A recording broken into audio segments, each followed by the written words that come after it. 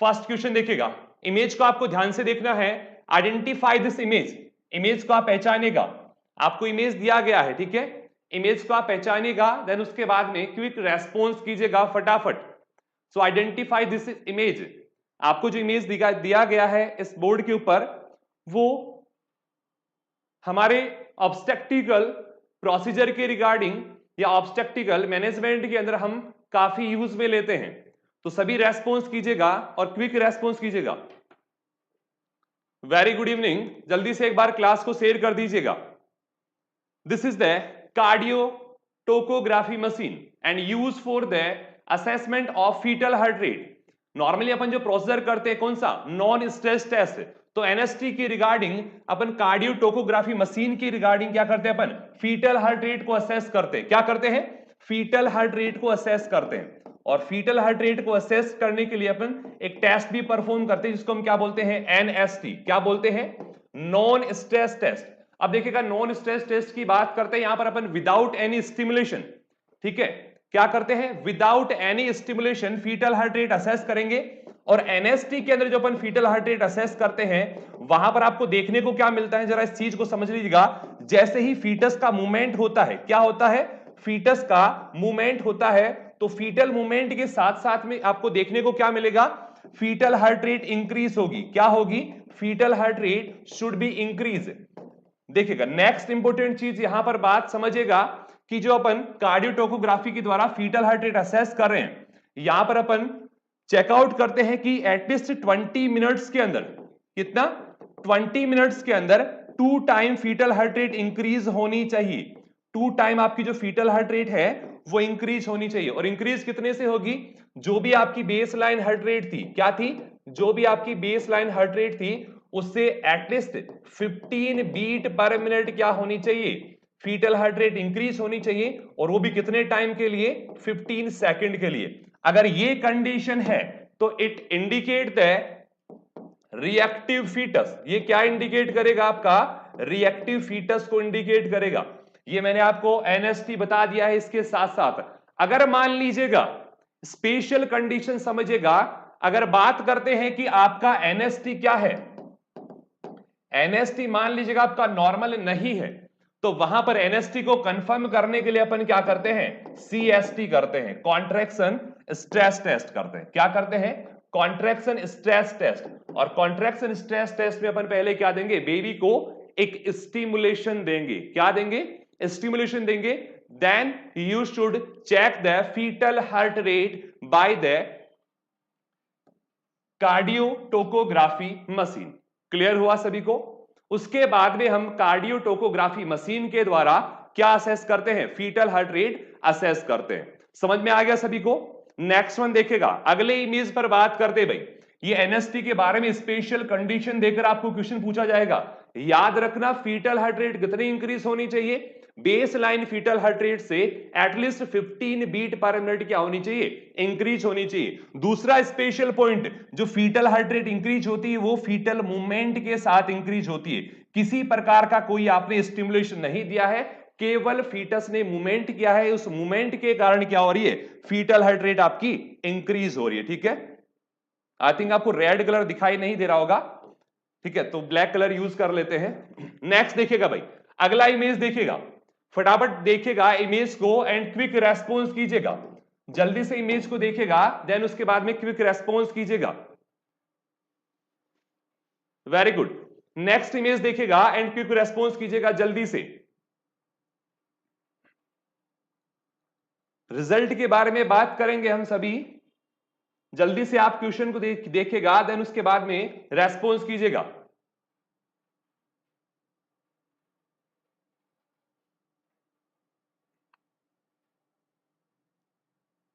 Very good. This is the fetal Doppler transducer. This is the fetal Doppler transducer. It is an electric device. क्या होता है, एक electric device होता है। और इस इलेक्ट्रिक डिवाइस से अपन क्या कर सकते हैं, फीटल हार्ट रेट को असेस करते हैं। यू नो वेरी वेल कि इलेक्ट्रिक डॉपलर डिवाइस के द्वारा आप फीटल हार्ट रेट को कब असेस कर सकते हैं, at the age of 10 week. 10 week के जेस्टेशनल पीरियड के अंदर आप क्या कर सकते हैं, फीटल हार्ट रेट को असेस कर सकते हैं। क्या कर सकते हैं, 10 वीक ऑफ जेस्टेशन एज में आप क्या कर लोगे, फीटल हार्ट रेट को असेस कर लेंगे, ठीक है। This is the electric doppler device, ठीक है, to detect the fetal heart beat at the age of 10 week.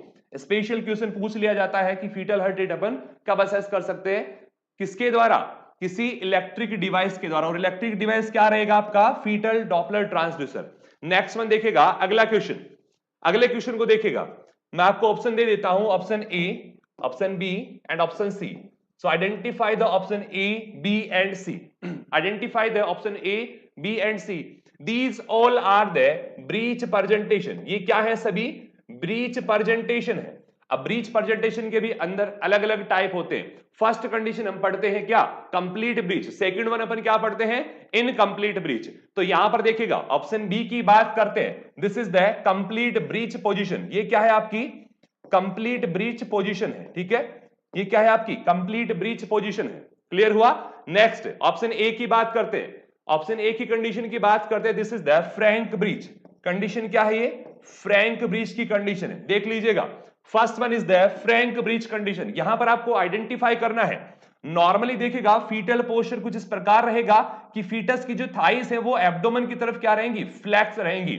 उसका जो हेड है वो क्या रहता है, चेस्ट की तरफ फ्लैक्स रहता है। अपर एक्सट्रीमिटी जो रहेंगी वो क्या रहेंगी, चेस्ट की तरफ फ्लैक्स रहेंगी। बस इसके अंदर नॉर्मल अगर बात करते हैं तो क्या होती है, आपका वर्टेक्स प्रेजेंटेशन रहता है। क्या रहता है, वर्टेक्स प्रेजेंटेशन। लेकिन यहां पर कुछ अलग है, यहां पर क्या है, buttocks in the pelvic area. क्या है बेबी के, बटक्स पैल्विक एरिया में है, इसलिए कंडीशन क्या हो गई आपकी, ब्रीच प्रेजेंटेशन हो गई है। तो ये कंडीशन कौन सी आपकी, कंप्लीट ब्रीच। फर्स्ट वन देखा हमने कौन सा है, option A is the frank breech, second one is the complete breach and third one is the footling breach. Baby का जो 1 फुट है वो क्या है आपके पैल्विक रीजन से बाहर है। बेबी का 1 फीट जो क्या है पैल्विक रीजन से बाहर है, तो this is known as the footling breech. तीनों चीजों को पहचान लीजिएगा। अब यहां पर मैंने आपको बताया है एक कंडीशन कौन सी होती है आपकी, इनकम्प्लीट ब्रीच कंडीशन होती है। कौन सी होती है, इनकम्प्लीट ब्रीच। तो इनकम्प्लीट ब्रीच के अंदर 3 कंडीशन आती है। First one is the frank breech, second one is the footling breach, second one is the footling breach and third one is the kneeling breach, third one is the kneeling breach। उसमें क्या रहेगा, baby के जो नीज हैं, ठीक है, knees in the pelvic region, knees in the pelvic region, ये special है। यहां पर उसकी इमेज नहीं दिखाई गई है। अगर बेबी के जो नीज हैं, ठीक है, ये जो नीज अगर पैल्विक रीजन में रहेंगे उसको हम क्या बोल देंगे, नीलिंग ब्रीच की कंडीशन बोलते हैं। क्लियर। नेक्स्ट वन देखेगा, अगला देखेगा भाई, नेक्स्ट इमेज देखेगा, आइडेंटिफाई दिस इमेज। अब इमेज को देखेगा, आपकी यहां पर जो सीजर है वो कुछ इस प्रकार यहां से फोल्ड है, ठीक है, यहां से क्या इसका कर्व आपको देखने को मिल रहा है। इमेज को ध्यान से देखेगा, इस सीजर का जो है कर्व आपको यहां से देखने को मिल रहा है। So which one is the right answer. यहां पर आप इमेज को देखकर रेस्पॉन्स कीजिएगा, जल्दी से, जल्दी से आप इमेज को देखकर रेस्पॉन्स कीजिएगा फटाफट। Very good, this is an episiotomy scissor, this is an episiotomy scissor.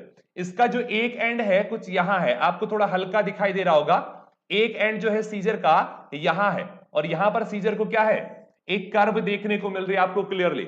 This is an episiotomy scissor, या इसको अपन क्या बोल सकते हैं, bronze episiotomy scissor, bronze episiotomy scissor भी बोल सकते हैं, ठीक है। और एपिजियोटोमी जो है हम कब करते हैं, कब करते हैं अपन, डिलीवरी अगर मान लीजिएगा मोस्ट कॉमनली प्राइमरी ग्रेविडा के अंदर ड्यूरिंग द डिलीवरी पीरियड अपन क्या करते हैं, एपिजियोटोमी परफॉर्म करते हैं। 4 प्रकार की होती है, क्या होती है, 4 टाइप्स। कौन कौन से होती है, first one is the mediolateral, first one is the mediolateral and mediolateral is the most common type of episiotomy, most common type of episiotomy. Episiotomy का मोस्ट कॉमन टाइप होता है कौन सा, मीडियोलैटरल। और मीडियोलैटरल के अंदर क्या होते हैं, मोस्टली ब्लीडिंग आपको देखने को मिलती है। मोस्ट कॉमन ब्लीडिंग की कंडीशन भी आपको कहां पर देखने को मिलती है, मीडियोलैटरल कंडीशन में ही देखने को मिलती है। सेकंड वन इज द, देखिएगा, perform the episiotomy during the delivery and labour process. यहां पर देखिएगा सेकंड वन जो प्रोसेस होती है, this is the medial, second one is the medial. Medial के अंदर क्या करें, जैसे मान लीजिएगा ये आपका क्या है, वेजाइना का लोअर पोर्शन है, जहां पर आपके देखिए, जहां पर आपके जो labia majora and labia minora है दोनों आकर एक लोकेशन के ऊपर अटैच हैं, कंडीशन क्या होगी, इसको हम क्या बोलते हैं, फॉर्चेट। क्या बोलते हैं, फॉर्चेट बोलते हैं। तो फॉर्चेट से हमने क्या किया, स्टार्टिंग में आपने क्या किया, फॉर्चेट से कट लगाना स्टार्ट किया, मीडियल से स्टार्ट किया है और लेटरल कितना 2.5 सेंटीमीटर आपने कट लगा दिया। This is known as the mediolateral, यानी मीडियल से स्टार्ट किया, लेटरली आप लेकर चले गए हैं। नेक्स्ट वन दूसरा कौन सा होता है आपका, मीडियल होता है टुवर्ड द एनस, नीचे क्या आपका एनस पार्ट है, ठीक है। तो एनस की तरफ आपने क्या किया, 2.5 सेंटीमीटर कट लगा दिया। This is the medial and this is second most common, this is the second most common type of episiotomy. समझ में आ रहा है सभी को। थर्ड वन देखिएगा, थर्ड वन बात करते हैं। थर्ड वन कौन सी होती है आपकी, लैटरल एपिजियोटोमी। इसमें अपन क्या करेंगे, 1 centimetre away, 1 centimetre away from fourchette, fourchette से 1 सेंटीमीटर, आइदर में भी राइट साइड आइदर में भी लेफ्ट साइड, राइट साइड में भी हो सकती है या फिर लेफ्ट साइड में भी हो सकती है, ठीक है। समझ में आ रहा है सभी को। और लास्ट वन कौन सी होती है, जे शेप। लास्ट वन कौन सी होती है आपकी, जे शेप एपिजियोटोमी होती है। क्लियरली समझ में आ गया सभी को, 4 प्रकार की एपिजियोटोमी समझा दी है मैंने। और ये कौन सी होती है आपकी, एपिजियोटोमी सीजर होती है। सीधा सिंपल क्वेश्चन पूछा जाता है, which one is the most common type of episiotomy. Right answer क्या रहेगा आपका, राइट आंसर क्या रहेगा आपका, mediolateral episiotomy is the most common. और मोस्ट कॉमन ब्लीडिंग भी आपको यहीं पर देखने को मिलती है, ठीक है। अगला देखिएगा भाई, अगला क्वेश्चन, नेक्स्ट इमेज को पहचानेगा, फटाफट रेस्पॉन्स कीजिएगा, क्विक रेस्पॉन्स कीजिएगा।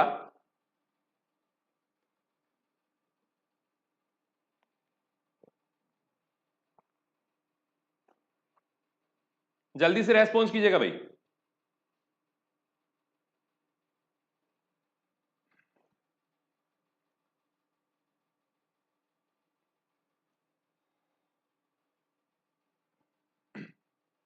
फटाफट रेस्पॉन्स कीजिएगा। आपको जो इमेज के दिखाया गया है, very good Deepika ji, very good सिमरन।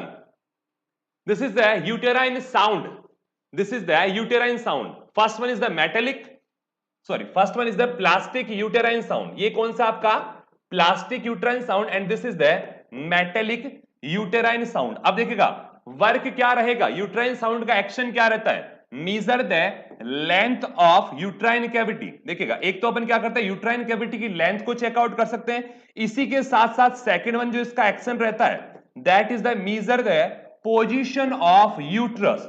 यूट्रस की पोजीशन को भी मीजर कर सकते हैं। दो स्पेसिफिक एक्शन है इसके, to measure the length of uterine cavity and next one is the position of uterus, identify the position of uterus and measure the length of uterine cavity. दोनों function के लिए अपन क्या कर सकते हैं, यूज कर सकते हैं। बोथ यूट्रस एंड, ठीक है, यूट्रस का ही पार्ट होता है आपका कौन सा, सर्विक्स। तो चाहे सर्विक्स की आप लेंथ चेकआउट कर रहे हैं या कंप्लीटली यूट्रस की लेंथ आप चेकआउट कर रहे हैं। प्लास्टिक का जो रहेगा उसको अपन क्या कर सकते हैं, सिंगल टाइम यूज होता है। क्या होता है, सिंगल टाइम यूज होगा, देन उसके बाद में अपन इसको क्या कर देंगे, डिस्पोजेबल होता है, ठीक है। क्या होता है, डिस्पोजेबल होगा। क्लियरली समझ में आ गया है। नेक्स्ट अब देखिएगा अगला, अगला इमेज देखिएगा भाई, आइडेंटिफाई दिस इमेज। यहां पर देखिएगा एक अपन सिरिंज के साथ क्या कर रहे हैं, एक कैथेटर को इंसर्ट करें, ठीक है, एक कैथेटर को इंसर्ट करें और यहां पर देखिएगा कुछ बैलून लाइक स्ट्रक्चर आपको दिखाई दे रही है। क्या दिखाई दे रही है, कुछ बैलून लाइक स्ट्रक्चर आपको दिखाई दे रही है, ठीक है।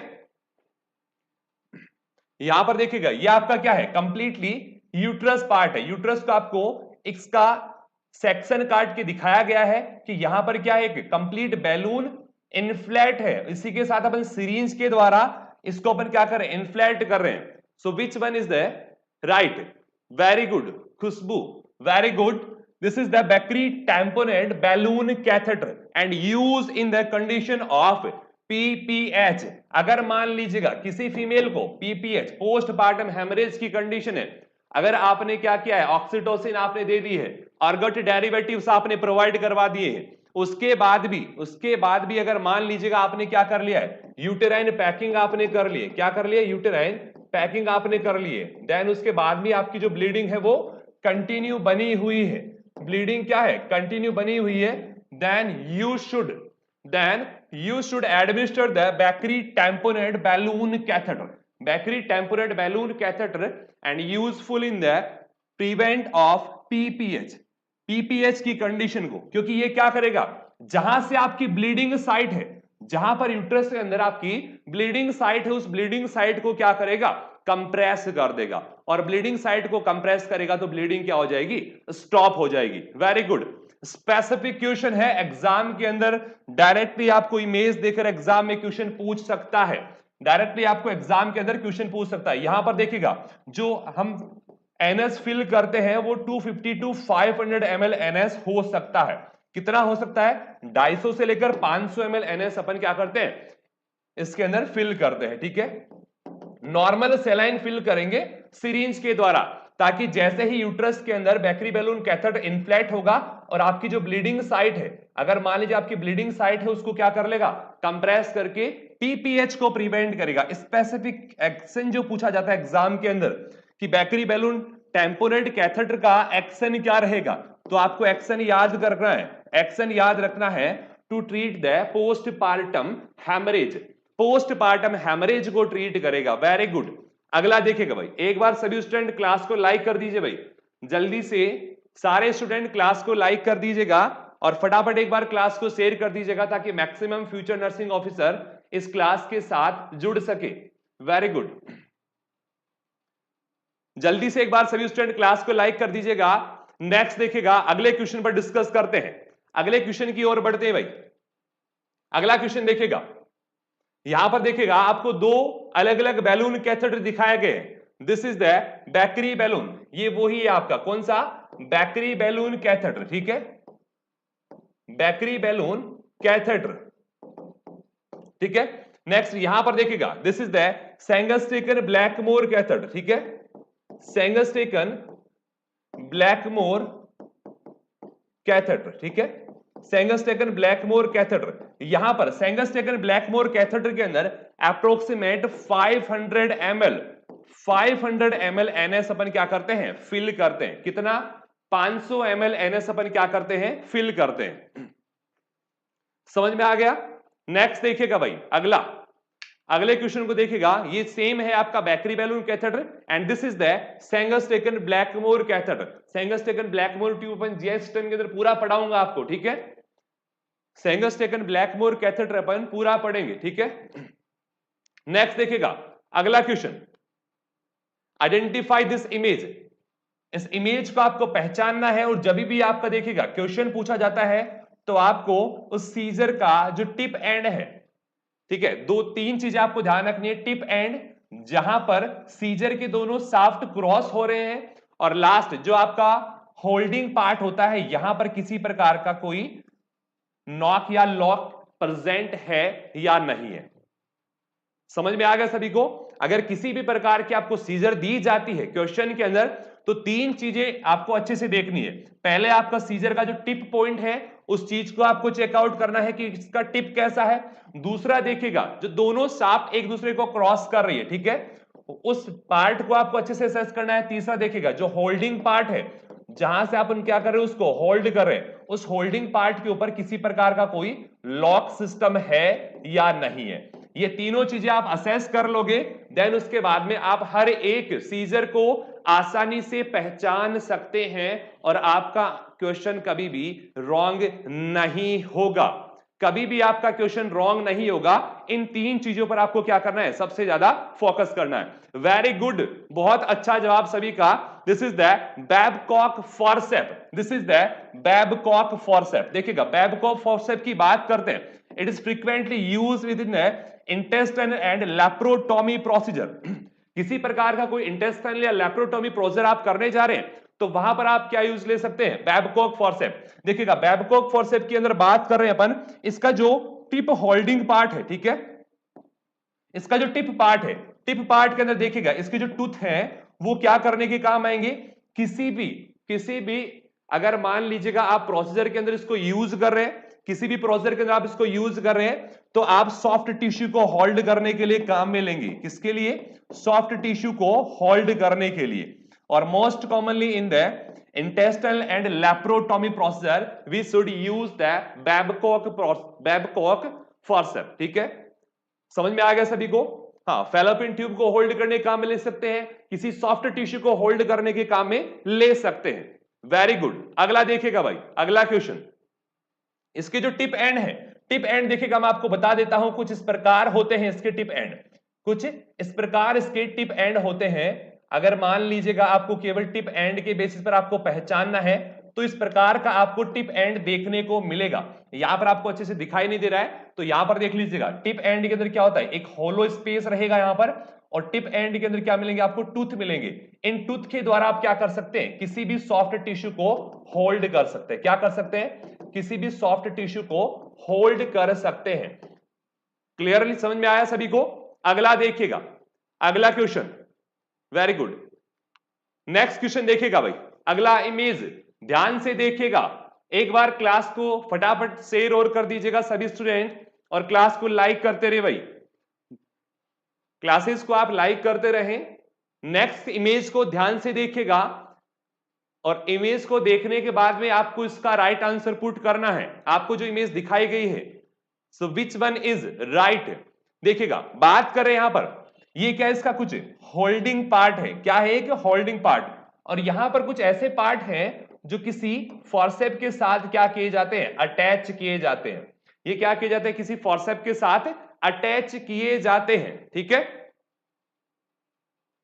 Very good. फॉर्सेप ट्रैक्शन, देखिएगा फॉर्सेप डिलीवरी के लिए अपन जो फॉर्सेप यूज में लेते हैं, वो चाहे किलेंड फोर्सेप हो, चाहे लॉन्ग कर्व फोर्सेप हो, चाहे शॉर्ट कर्व फोर्सेप हो, रिगली फोर्सेप हो, उस फोर्सेप के लिए मोस्ट कॉमनली जो लॉन्ग कर्व फोर्सेप होती है वहां पर अपन एक ट्रैक्शन डिवाइस काम में लेते हैं, and this is the forceps axis traction device. अभी बताऊंगा आपको किस प्रकार से अपन इस फॉर्सेप ट्रैक्शन को काम में लेते हैं। ट्रैक्शन की बात करते आप क्या करेंगे, जो भी मान लीजिएगा आपकी फॉर्सेप है, ठीक है, जो भी आपकी फॉर्सेप है उस फॉर्सेप के दोनों शाफ्ट क्या होते हैं, एक दूसरे को क्रॉस कर लेते हैं। इस प्रकार से क्रॉस करने के बाद में इसका जो होल्डिंग पार्ट रहेगा, इसका जो होल्डिंग पार्ट रहेगा, उस होल्डिंग पार्ट के नीचे क्या होता है आपका ट्रैक्शन डिवाइस लगा होता है, और यही ट्रैक्शन डिवाइस आपको इस इमेज के अंदर दिखाया गया है।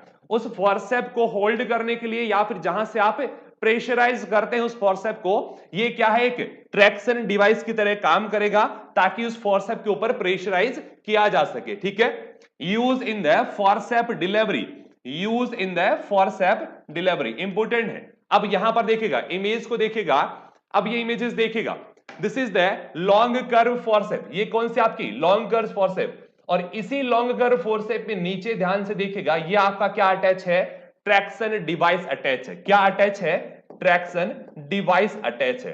यहां पर इस चीज को क्लियरली देख लीजिएगा, ये क्या आपका ट्रैक्शन डिवाइस अटैच है। समझ में आ रहा है सभी को? अगला देख लीजिएगा, इस इमेज को थोड़ा और क्लियरली समझ लेते हैं। This is the Kielland forcep. अब देखिएगा, किलेंड फोर्सेप आपकी क्वेश्चन के अंदर दी गई है। किलेंड फोर्सेप के अंदर आपको तीन चीजें ध्यान रखनी है। सबसे पहले आपको दोनों जो ब्लेड है, ब्लेड के अंदर देखिएगा, ये जो एंड रहेगा वो सभी फोर्सेप के अंदर ओपन रहेगा।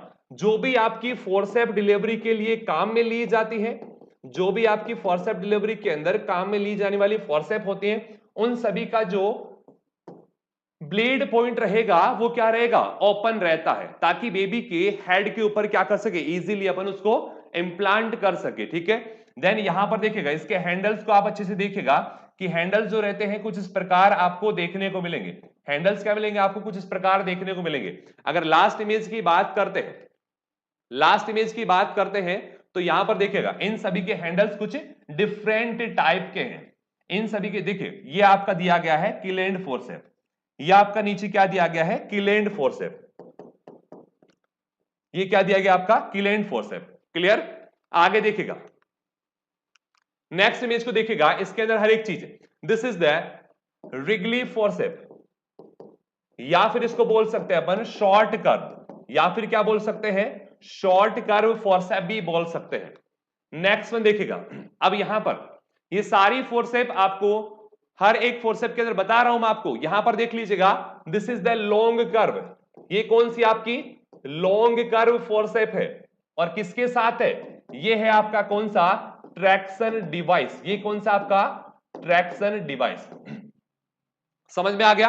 And this is the short curve forcep, this is the short curve forcep, short curve forcep and long curve forcep. With और विदाउट ट्रैक्शन डिवाइस। यहां पर देखिएगा ये जो आपको स्टील रोड दिखाई दे रही है, ये क्या आपका ट्रैक्शन डिवाइस है, ताकि अपन क्या कर सके उस फोर्सेप के ऊपर प्रेशर क्रिएट कर सके। यहां पर किसी प्रकार का कोई ट्रैक्शन डिवाइस अटैच नहीं किया गया है। तो ये भी आपको ऑप्शन के अंदर ध्यान रखना है। ऑप्शन में क्या दिया गया है, फोर्सेप के साथ विथ एंड फोर्सेप के साथ विदाउट ट्रैक्शन डिवाइस है या नहीं है। तो ऑप्शन के अंदर क्वेश्चन पूछा जाता है आपको, और ऑप्शन के अंदर आपको मान लीजिएगा ट्रैक्शन डिवाइस के साथ दिया है तो उसी के साथ आपको राइट आंसर करना है, और विदाउट ट्रैक्शन डिवाइस दिया गया है तो उसी के साथ आपको आंसर पे क्लिक करना है। ठीक है, समझ में आ गया सभी को। अगला देखिएगा, नेक्स्ट वन देखिएगा, नेक्स्ट वन इमेज को देखिएगा, नेक्स्ट इमेज को ध्यान से देखिएगा भाई, नेक्स्ट इमेज को ध्यान से देखिएगा। यहां पर देखिएगा इमेज के अंदर, यहां पर आपको क्या दिख रहे हैं, शॉर्ट टूथ, क्या दिख रहे हैं, शॉर्ट टूथ आपको देखने को मिल रहे हैं। इसी के साथ साथ यहां पर देखिएगा लॉक आपको दिखाई दे रहा है, क्या दिखाई दे रहा है, लॉक। मैंने आपको तीन चीजें बताई थी, पहला आपको क्या देखना है, इसका टिप पार्ट देखना है, दूसरा देखिएगा जहां से ये क्रॉस कर रही है एक दूसरे को, कि फोर्सेप की ब्लेड जहां से एक दूसरे को क्रॉस करे, तीसरा आपको क्या देखना है, इसका होल्डिंग पार्ट देखना है, क्या देखना है, इसका होल्डिंग पार्ट। तो होल्डिंग पार्ट में आपको लॉक भी प्रेजेंट है। अब टूथ जो है वो कंप्लीट फोर्सेप के ऊपर प्रेजेंट है, पूरी आपकी जो फोर्सेप की ब्लेड है उसके ऊपर क्या है, टूथ प्रेजेंट है। Very good, this is the Kocher forcep, this is the Kocher forcep and use in the, देखिए कॉचर फोर्सेप का जो यूज लिया जाता है किसके लिए, अम्बिलिकल कॉर्ड को क्लैंप करने के लिए, किसके लिए लिया जाता है, use for the umbilical cord clamping and amniotomy, दोनों जगह काम में लिया जाता है। अगर आप क्या करें, एमनियोटिक मेम्ब्रेन को रप्चर करने जा रहे हैं, क्या कर रहे हैं, एमनियोटिक मेम्ब्रेन को आप रप्चर करने जा रहे हैं, तो इन टूथ की हेल्प से आप एमनियोटिक मेम्ब्रेन को रप्चर भी कर सकते हैं। इसके साथ साथ आप क्या कर सकते हैं, कोड को क्लैंप कर सकते हैं। जब भी बेबी की क्या होती है, डिलीवरी होगी, डिलीवरी के बाद में अपन क्या करते हैं, अम्बिलिकल कोड कटिंग करेंगे, क्या करते हैं, अम्बिलिकल कोड कटिंग। तो कटिंग करने से पहले आपको क्या करना है, कोड को क्लैंप करना है। और कोड को क्लैंप करने की बात कर लेते हैं कि कोड को क्लैंप कहां से करेंगे। ठीक है, कोड को क्लैंप अपन कहां से करते हैं, तो जैसे ही मान लीजिएगा ये आपका अम्बिलिकल पार्ट है, तो फर्स्ट क्लैंप अपन कहां लगाते हैं, 2.5 सेंटीमीटर अवे। सेकंड क्लैंप कहां लगाएंगे, फर्स्ट क्लैंप से 2.5 सेंटीमीटर दूर लगाएंगे, और इन दोनों के बीच में से अपन क्या करते हैं, कोड को कट कर देते हैं। क्या कर देते हैं, कोड को कट कर दे, यहां से आपको क्या करना है, कट करना है। तो first clamp at 2.5 centimetre away from the umbilicus, second clamp 2.5 centimetre away from first clamp. उसके बाद में क्या करेंगे, cut in between both clamp, दोनों क्लैंप के बीच में से अपन क्या करेंगे, कट कर देंगे। समझ में आ गया। और कट करने के बाद में, कट करने के बाद में यहां पर अपन क्या यूज करते हैं, यहां पर अपन प्लास्टिक क्लैंप यूज करेंगे। ऐसा नहीं कि बेबी के साथ 24 घंटे तक अपन इस कॉचर फोर्सेप को अटैच रखेंगे, नेवर। कॉचर फोर्सेप क्या होती है, मेटेलिक पार्ट है, और इस मेटल और इसके साथ इसका वेट भी होता है, तो बेबी के साथ इसको ज्यादा टाइम तक अटैच नहीं कर सकते हैं। यहां पर अपन प्लास्टिक कोड क्लैंप लगाते हैं, क्या लगाते हैं, प्लास्टिक कोड क्लैंप। और इस कोड क्लैंप को एटलीस्ट 24 आवर्स तक तो आपको रखना ही रखना है। यहां से क्वेश्चन पूछा जाता है भाई, नोट कर लीजिएगा कि जो प्लास्टिक कोड क्लैंप होता है उसको कितने टाइम तक रखेंगे अपन, एटलीस्ट 24 आवर तक आपको क्या रखना है, प्लास्टिक कोड क्लैंप को रखना है। इसके अलावा एमनियोटोमी के लिए अपन एक और यूज लेते हैं, एमनी हुक। क्या यूज लेते हैं, एमनी हुक भी काम में लेते हैं। ठीक है, वो डिस्पोजेबल होता है, उसके द्वारा भी अपन क्या कर सकते हैं, एमनियोटोमी परफॉर्म कर सकते हैं। अगला देखिएगा भाई, अगली इमेज को ध्यान से देखिएगा, ये आपकी सीधी बुक से इमेज ली गई है समझाने के लिए। ठीक है, प्लेसेंटा और अम्बिलिकल कोड की एब्नॉर्मलिटी से क्वेश्चन बनता है, और वहां से इमेज बेस्ड क्वेश्चन कैसा बनेगा, आप इस इमेज को देखकर अच्छे से समझ लीजिएगा।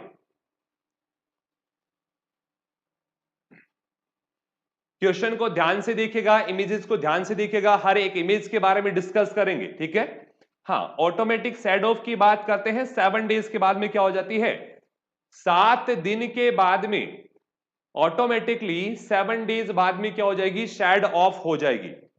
ठीक है, समझ में आ गया। अब फर्स्ट वन देखिएगा, पहली इमेज की बात करते हैं। यहां पर देखिएगा आप, नॉर्मली जो आपका अम्बिलिकल कोड है वो प्लेसेंटा के सेंटर में अटैच होता है। नॉर्मली क्या होता है, प्लेसेंटा के सेंटर के अंदर अटैच होता है। ठीक है, फर्स्ट की बात करें, पहला देखिएगा, पहला समझिएगा, very good Brajesh ji, battledore placenta, very good, बहुत सही जवाब दिया आपने।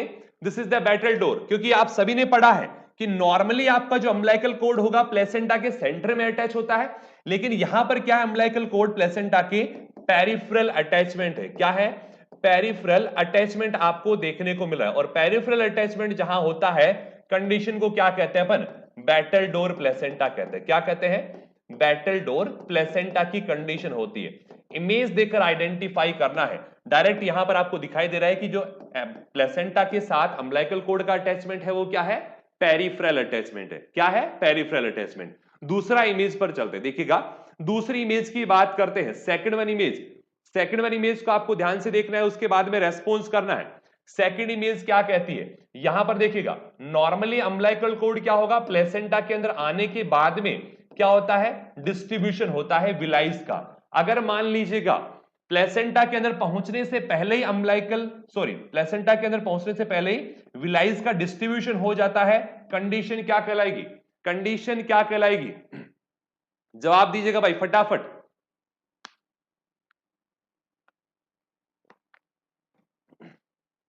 Very good, this is the velamentous placenta. ये कंडीशन क्या है? वेलेमेंटस प्लेसेंटा, क्योंकि यहां पर हो क्या रहा है? डिस्ट्रीब्यूशन हो रहा है। क्या हो रहा है? Distribution of villi, distribution of विलाइज, विलाइज का क्या हो रहा है? डिस्ट्रीब्यूशन हो रहा है। नॉर्मली क्या होता है, जैसे मान लीजिएगा ये आपकी प्लेसेंटा अटैचमेंट, इस प्लेसेंटा के साथ आपका जो अम्बिलिकल कोड होगा उसमें अटैच होगा, अटैच होने के बाद में क्या होता है?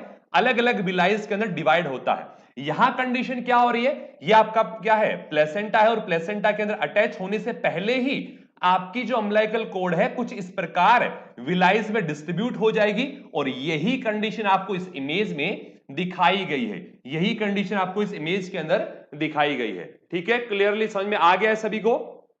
नेक्स्ट देखिएगा, यहां पर देखिएगा, यहां पर क्या हो रहा है कि प्लेसेंटा का एक लोब जो है वो सेपरेट हो गया है। प्लेसेंटा का एक लोब क्या हो चुका है? सेपरेट हो चुका है, और इस सेपरेट लोब वाली कंडीशन अपन क्या बोलते हैं? प्लेसेंटा सक्सिन्ट्यूरेटा। क्या बोलते हैं? प्लेसेंटा सक्सिन्ट्यूरेटा, प्लेसेंटा सक्सिन्ट्यूरेटा की कंडीशन बोलते हैं। नेक्स्ट यहां पर देखिएगा, देखिए double fold of amnion and chorion, condition क्या है यहां पर? एमनियोन और कोरियोन के डबल फोल्ड आपको देखने को मिल रहे हैं। क्या मिल रहे हैं? एमनियोन और कोरियोन के डबल फोल्ड, दो दो फोल्ड आपको देखने को मिल रहे हैं। नॉर्मली क्या होती है? सिंगल फोल्ड प्रेजेंट होती है। नॉर्मली क्या होती है? सिंगल फोल्ड प्रेजेंट होती है, लेकिन आपको यहां पर क्या मिल रहा है? Double fold of amnion and chorion, और इसको अपन क्या बोलेंगे? सर्कमवेलेट प्लेसेंटा। क्या बोलते हैं इसको? सर्कमवेलेट प्लेसेंटा। प्लेसेंटल एब्नॉर्मलिटी से क्वेश्चन आते हैं। चारों चीजों को आपने ध्यान से समझ लिया है। फर्स्ट वन कंडीशन क्या हो गई आपकी? बैटल डोर प्लेसेंटा, क्योंकि क्या है? पेरिफेरल अटैचमेंट है, बैटल डोर कंडीशन हो गई। यहां पर क्या है? जो आपकी अम्बिलिकल विलाइज है, ठीक है, वो क्या हो रही है? डिस्ट्रीब्यूट हो रही है। प्लेसेंटा के अंदर एंटर करने से पहले ही डिस्ट्रीब्यूट हो गई है। कंडीशन क्या होगी? वेलेमेंटस। यहां पर क्या है? आपका प्लेसेंटा का एक पार्ट क्या हो चुका है? सेपरेट हो चुका है, लेकिन इसके साथ कनेक्ट है। लेकिन ये जो सेपरेटेड पार्ट है वो क्या है? प्लेसेंटा के साथ कनेक्ट है। अगर मान लीजिएगा कनेक्ट नहीं होता है, प्लेसेंटा स्पूरिया कंडीशन कहलाएगी। क्या कहलाएगी? प्लेसेंटा स्पूरिया की कंडीशन कहलाएगी, अगर यहां पर कनेक्शन नहीं होता है तो। ये स्पेसिफिक पॉइंट याद रखिएगा एग्जाम के अंदर। एग्जाम में आपको क्वेश्चन पूछ सकता है कि यहां पर अगर मान लीजिएगा प्लेसेंटा का कोई ऐसा पार्ट जो डिवाइड हो गया प्लेसेंटा से और उसके साथ कनेक्ट नहीं है, यानी यहां से किसी प्रकार की कोई विलाइज एक दूसरे के बीच में कनेक्ट नहीं है, तो कंडीशन कहलाएगी प्लेसेंटा स्पूरिया। ये भी स्पेशल पॉइंट याद रख लीजिएगा। अगर कनेक्शन नहीं है तो स्पूरिया होगा, कनेक्शन नहीं है तो स्पूरिया होगा। और यहां पर भी देख लीजिएगा, ये जो आपका डिस्ट्रीब्यूशन है अगर सर्विक्स लेवल पर रहता है, कहां पर? सर्विक्स लेवल पर, तो उसको अपन क्या बोलते हैं? वैसा प्रीविया। वीपी से याद रख लीजिएगा, वैसा प्रीविया बोलते हैं। क्या बोलते हैं? वैसा प्रीविया बोलते हैं। चारों चीजें आपको समझ में आ गई है ना? नेक्स्ट देखिएगा, देखिएगा रेशनल आपको सॉल्यूशन के अंदर मिलेंगे, ठीक है। एनालिटिक्स में जाने के बाद में आपको वहां पर स्पेसिफिक ऑप्शन चूज करना होगा, then you should check out the all question of rational, ठीक है। उसके बाद में आप हर एक क्वेश्चन का ऑप्शन जो रेशनल है, सॉरी, वो आप चेकआउट कर सकते हैं, ठीक है। नेक्स्ट देखिएगा अगला क्वेश्चन, आइडेंटिफाई दिस इमेज। अगले क्वेश्चन को ध्यान से देखिएगा भाई, इमेज को आइडेंटिफाई करना है। क्या करना है? इस इमेज को आइडेंटिफाई करना है। क्लास के साथ कंटिन्यू रहिएगा।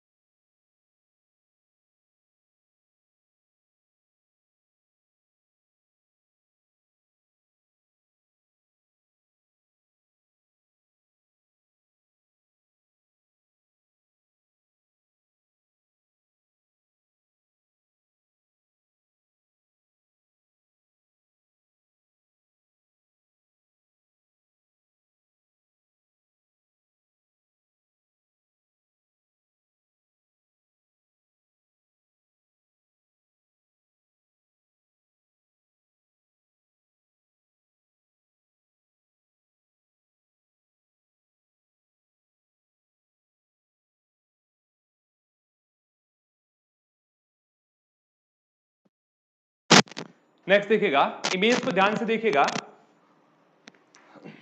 जस्ट, हाँ सॉरी, आपकी थोड़ी परेशानी हुई आपको। इमेज आप सभी ने ध्यान से देख ली है, उसके बाद में फटाफट रेस्पॉन्स कीजिएगा भाई।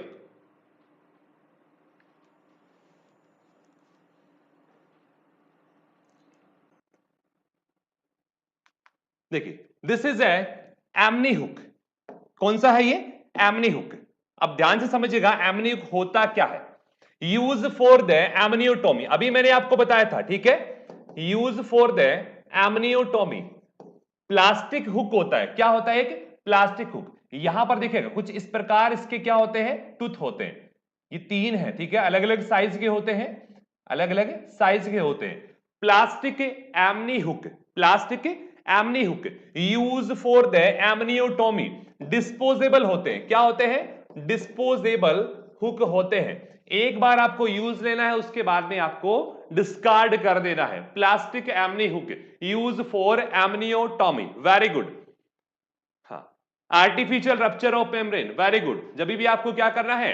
AROM करना है, आर्टिफिशियली आपको क्या करना है? एमनियोटोमी करनी है, तो आप क्या कर सकते हैं? एमनी हुक भी काम में ले सकते हैं। इसके अलावा मैंने आपको बताया था क्या काम में ले सकते हैं आप? कॉचर फोर्सेप भी काम में ले सकते हैं। क्या ले सकते हैं? कॉचर फोर्सेप भी काम में ले सकते हैं। अगला देखिएगा, अगला देखिएगा, नेक्स्ट इमेज को ध्यान से देखिएगा भाई, next image, very good. Next image को देखिएगा ध्यान से। देखिए इस इमेज के अंदर आपको यहां पर क्या दिखाई दे रहा है, स्लाइटली कर्व दिखाई दे रही है, ठीक है, क्या दिखाई दे रही है, स्लाइटली कर्व दिखाई दे रही है, ठीक है। और इसी के साथ साथ आपको क्या दिखाई दे रहा है, होल्डिंग पार्ट पे लॉक भी दिखाई दे रहा है। ये तीनों चीजें असेस करते चलो साथ साथ, एग्जाम में दिक्कत नहीं आएगी। आपको क्या दिखाई दे रहा है, यहां पर लॉक दिखाई दे रहा है, इसके साथ साथ स्लाइटली कर्वनेस आपको दिखाई दे रही है। So which one is right? देखिएगा next one, this is the uterine dressing forceps. This is N uterine dressing forceps. Uterine dressing के लिए अपन जो फॉर्सेप यूज में लेते हैं। नेक्स्ट देखिएगा यहां पर काम क्या होता है इसका, अगर इसके एक्शन की बात करते हैं, अगर मान लीजिएगा आप क्या करें, डीएनसी कर रहे हैं, क्या कर रहे हैं, डीएनसी कर रहे हैं। इसी के साथ मान लीजिएगा अगर कोई भी आप वेजाइनल प्रोसीजर कर रहे हैं या फिर सर्वाइकल प्रोसीजर आप करने जा रहे हैं, तो वहां पर आप क्या यूज में लेते हैं, किसी भी गॉज को, किसी भी गॉज पीस को होल्ड करने के लिए या फिर ड्रेसिंग के लिए आप क्या यूज में लेते हैं, जो फोर्सेप यूज में लेंगे उसको हम क्या बोलते हैं, यूटेराइन ड्रेसिंग फोर्सेप। क्या बोलते हैं, यूटेराइन ड्रेसिंग फोर्सेप बोलते हैं, ठीक है। नेक्स्ट देखिएगा अगला क्वेश्चन, नेक्स्ट देखिएगा भाई अगला question, it is the tissue removal in the dilation and curettage then procedure and packing the uterine cavity. Uterine cavity के रिगार्डिंग अगर मान लीजिए कोई प्रोसीजर कर रहे हैं या फिर आप डीएनसी कर रहे हैं, तो किसी भी गोज को होल्ड करने के लिए भी आप क्या कर सकते हैं, इस फोर्सेप का यूज ले सकते हैं। अगला देखिएगा, अगला इमेज, नेक्स्ट देखिएगा भाई, इस इमेज के साथ आपको नाम भी आइडेंटिफाई दिया गया है, ठीक है, ज्यादा आपको दिक्कत नहीं दी गई है, आराम से आपको इसके अंदर नाम दिखाई दे रहा है। तो इमेज को ध्यान से देखिएगा और उसके साथ साथ इसके कंसेप्ट को समझने की कोशिश कीजिएगा। This is known as the laminaria tent, इसको हम क्या बोलते हैं, laminaria tent, and the tent introducing forcep with the laminaria tent, and this is known as the laminaria tent. ये क्या होता है, एक प्रकार का स्लो सर्वाइकल डायलेशन के लिए यूज में लिया जाता है। स्पेसिफिक पॉइंट स्टार लगा लीजिएगा, इसका यूज क्या रहेगा, स्लो सर्वाइकल डायलेशन में यूज में लिया जाता है, ठीक है। Laminaria tent use for the slow cervical dilation and this is hydrophilic. ये क्या होता है, हाइड्रोफिलिक होता है। हाइड्रोफिलिक का मतलब क्या करेगा, फ्लूइड को एब्जॉर्ब करेगा, क्या करेगा, फ्लूइड को एब्जॉर्ब करेगा।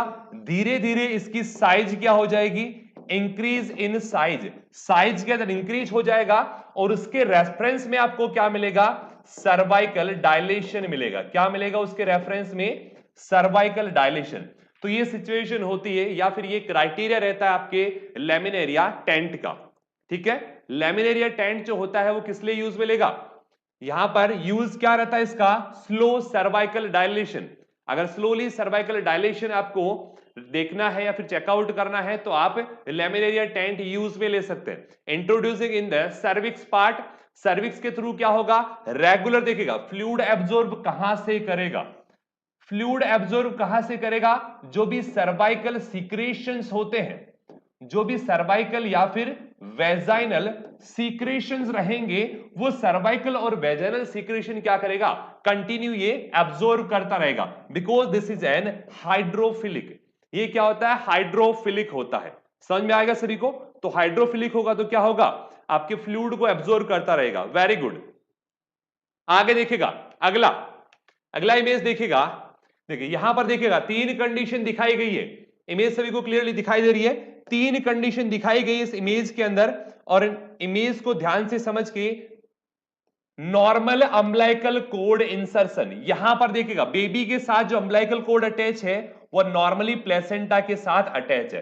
दिस इज, देखिए रेड कलर का क्या है, ये प्लेसेंटा है, ये ब्लू कलर की आपको क्या दिखाई दे रही है, umbilical cord, and this is the cervix part. तो बेबी के साथ क्या है, नॉर्मली अम्बिलिकल कोड अटैच है, नॉर्मली क्या है, अम्बिलिकल कोड अटैच है।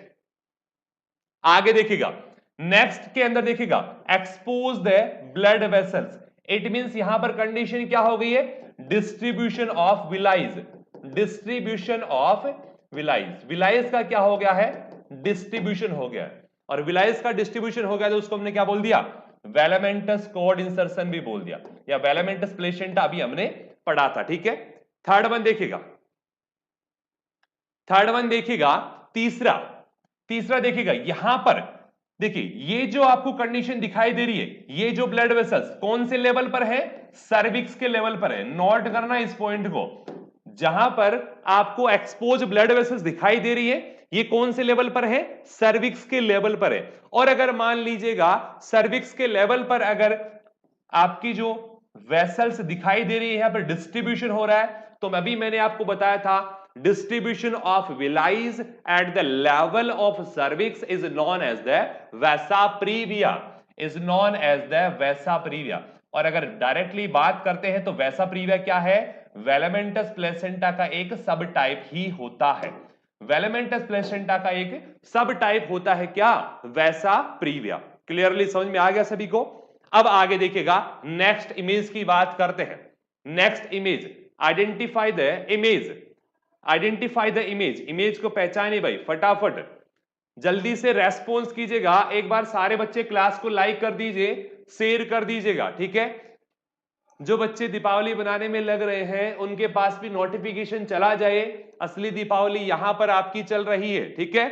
इसी के बाद में यहां से आप कुछ चीजें गेन करने वाले हैं, जो चीजें आपके एग्जाम के अंदर काफी इंपोर्टेंट रहेंगी, और वहां से जब आप सिलेक्शन लेकर आओगे उसके बाद की जो हर दीपावली आपकी होगी वो खुशियों से भरी रहेगी, ठीक है, एक अलग ही मजा आएगा, ठीक है।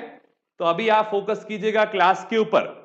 Very good, this is the curettage, this is the uterine curette, very good, सभी का आंसर सही है भाई, this is the uterine curette. इसको हम किस लिए यूज में लेते हैं, डीएनसी। अगर आप प्रोसीजर करने जा रहे हैं, डीएनसी आप प्रोसीजर करने जा रहे हैं, तो वहां पर आपको क्या यूज में लेना है, क्यूरेटिव यूज में लेना है, यूटेराइन क्यूरेट।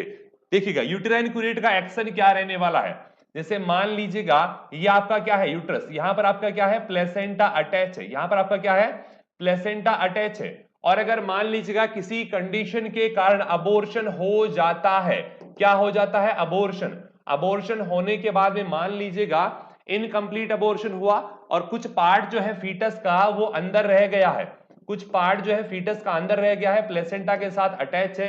अब मान लीजिएगा आपको क्या करना है, प्लस आपके यूट्रस को क्लीन करना है, तो यूट्राइन क्यूरेट के थ्रू आप क्या कर सकते हैं, इस पार्ट को यहां से डी अटैच करवा सकते हैं। यहां से क्या करेंगे, डी अटैचमेंट इसका होगा, किसकी हेल्प से, यूटेराइन क्यूरेट की हेल्प से। क्लियर है। सो यूज इन द डीएनसी, किस लिए यूज में लिया जाता है, डायलेशन एंड क्यूरेटेज में इसको हम यूज में लेते हैं। Very good, DNC special condition है भाई, डीएनसी के अंदर अपन इसको करते हैं, यूज लेते हैं। अगला देखिएगा, अगला इमेज देखिएगा, इस इमेज को ध्यान से देखिएगा और फटाफट रेस्पॉन्स कीजिएगा कि इमेज आपको दिखाई गई है वो किस लिए यूज में ली जाती है। अभी मैंने आपको बताया था अम्बिलिकल कोर्ड क्लैंप, ठीक है, किस लिए यूज में लेते हैं अपन, कोर्ड क्लैंप के लिए यूज में लेंगे, ठीक है। तो प्लास्टिक कोर्ड क्लैंप होता है, क्या होता है, प्लास्टिक कोर्ड क्लैंप।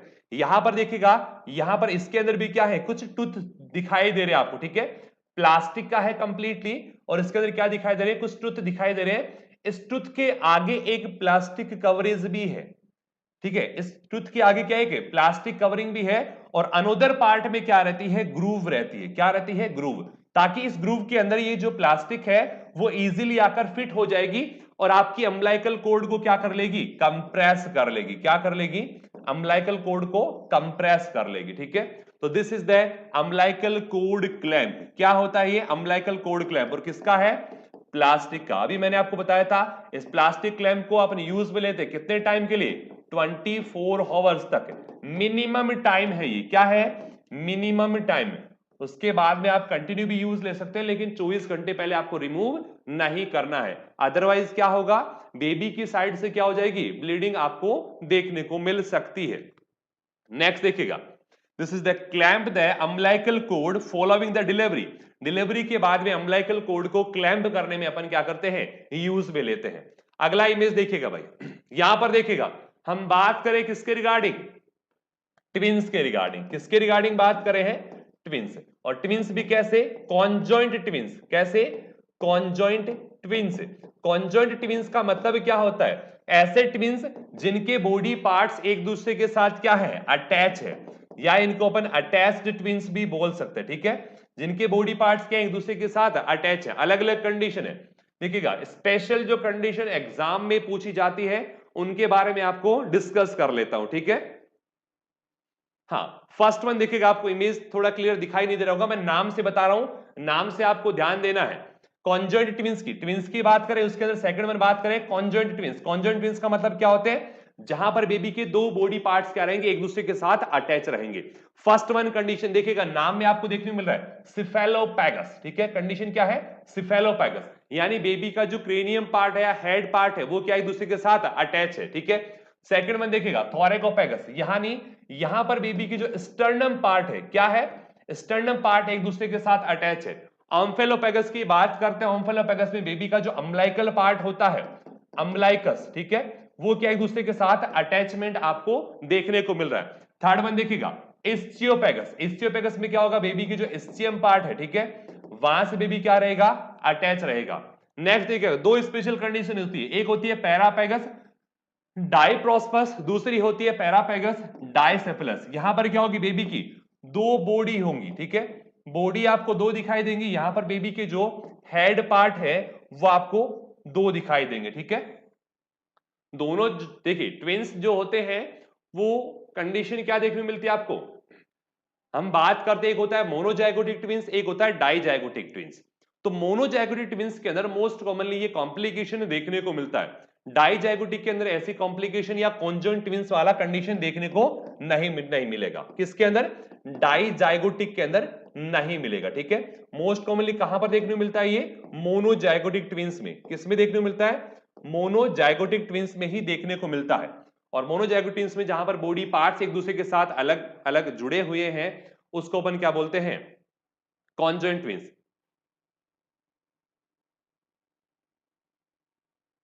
देखिए, चारों चीज मैं आपको बताता हूं जहां पर मोस्टली क्वेश्चन पूछे जाते हैं। देखिएगा, सबसे पहला जो क्वेश्चन पूछा जाता है ऑम्फेलोपैगस। कौन सा? ऑम्फेलोपैगस की कंडीशन। और ऑम्फेलोपैगस में बेबी के जो है अम्बलाइकस अटैच होते हैं। क्या अटैच होते हैं? अम्बलाइकस अटैच होते हैं। ठीक है, जो स्पेशल क्वेश्चन बनते हैं एग्जाम के अंदर वो चारों क्वेश्चन मैं आपको बता देता हूं। Second one is the thoracopagus. Second one is the thoracopagus. Thoracopagus की कंडीशन जहां पर बेबी एक दूसरे के साथ स्टर्नम के साथ अटैच है। चार जो क्वेश्चन है स्पेशल बनते हैं आपके यहां पर। पहला देखिएगा, आपका कौन सा होता है? ऑम्फेलोपैगस यानी अम्बलाइकस के साथ अटैच है। दूसरा देखिएगा आपका कौन सा? थोरैकोपैगस यानी स्टर्नम के साथ अटैच है। ठीक है, तीसरा देखिएगा कॉडल या फिर इस्चियोपैगस। क्या बोल सकते हैं? इस्चियोपैगस की कंडीशन। इस्चियोपैगस के अंदर यहां पर बेबी क्या रहेंगे आपके? पोस्टीरियर पार्ट से, ठीक है, attach with the posterior part. तो पोस्टीरियर पार्ट या फिर इस्चियम पार्ट से क्या रहते हैं? अटैच रहते हैं। Next one क्रेनियोपैगस।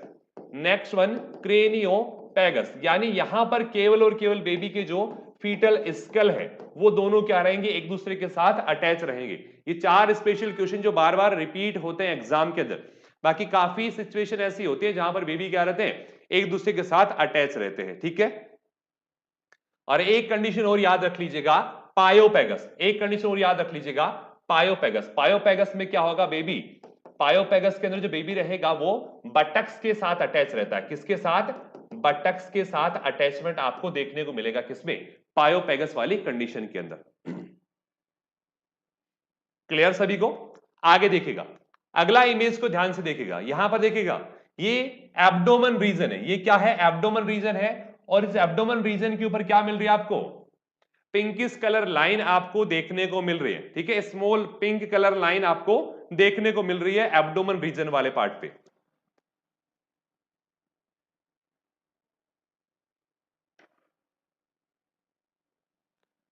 अब इमेज को ध्यान से देखिएगा।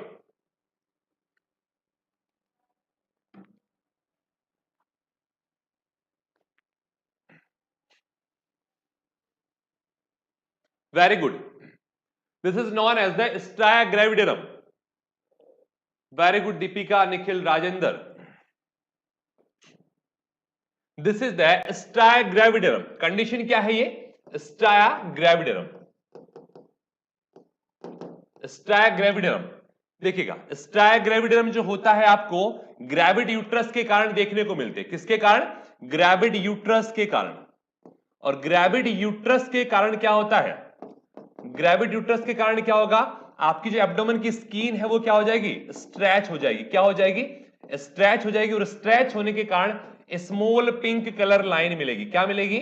स्मॉल पिंक कलर लाइन आपको देखने को मिलेंगी।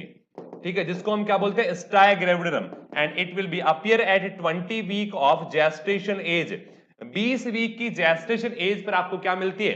ये पिंक कलर की लाइन आपको एब्डोमेन के ऊपर देखने को मिलती है। ठीक है, पिंक कलर की लाइन आपको क्या मिलती है? एब्डोमेन के ऊपर देखने को मिलती है। ये किसी ओबेसिटी वाले पेशेंट में भी देखने को मिल सकती है, किसी ओबीज पर्सन के अंदर भी देखने को मिल सकती है। उनको अपन क्या बोलते हैं? केवल स्ट्राया बोलते हैं। क्या बोलते हैं?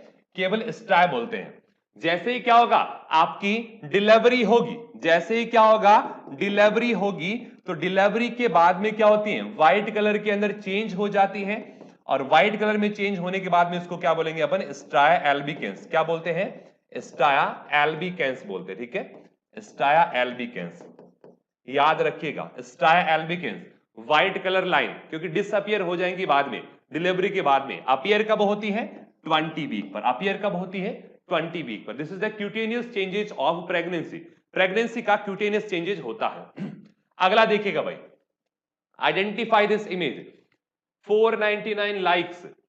तो जल्दी से आप इसे क्रॉस कर दीजिए। सारे बच्चे एक बार क्लास को लाइक कर दीजिएगा। जिन बच्चों ने क्लासेस लाइक नहीं की है, फटाफट एक बार क्लास को लाइक कर दें सारे स्टूडेंट्स। Very good. अगला इमेज देखेगा भाई, अगले इमेज पर फोकस करते हैं। इस इमेज को ध्यान से देखिएगा, यहां पर स्पेसिफिक है। देखिए, इसकी जो आपको तीनों कंडीशन देखनी है, टिप देखनी है, इसका जो क्रॉस पॉइंट है या फिर इसका जो होल्डिंग पार्ट है, जहां पर ब्लेड्स क्या करें? आपस में क्रॉस कर रही है, इसकी जो टिप है उसे आपको देखना है। और उसके साथ साथ इसका होल्डिंग पार्ट भी आपको अच्छे से देखना है। अब इमेज का नाम आप बताइएगा।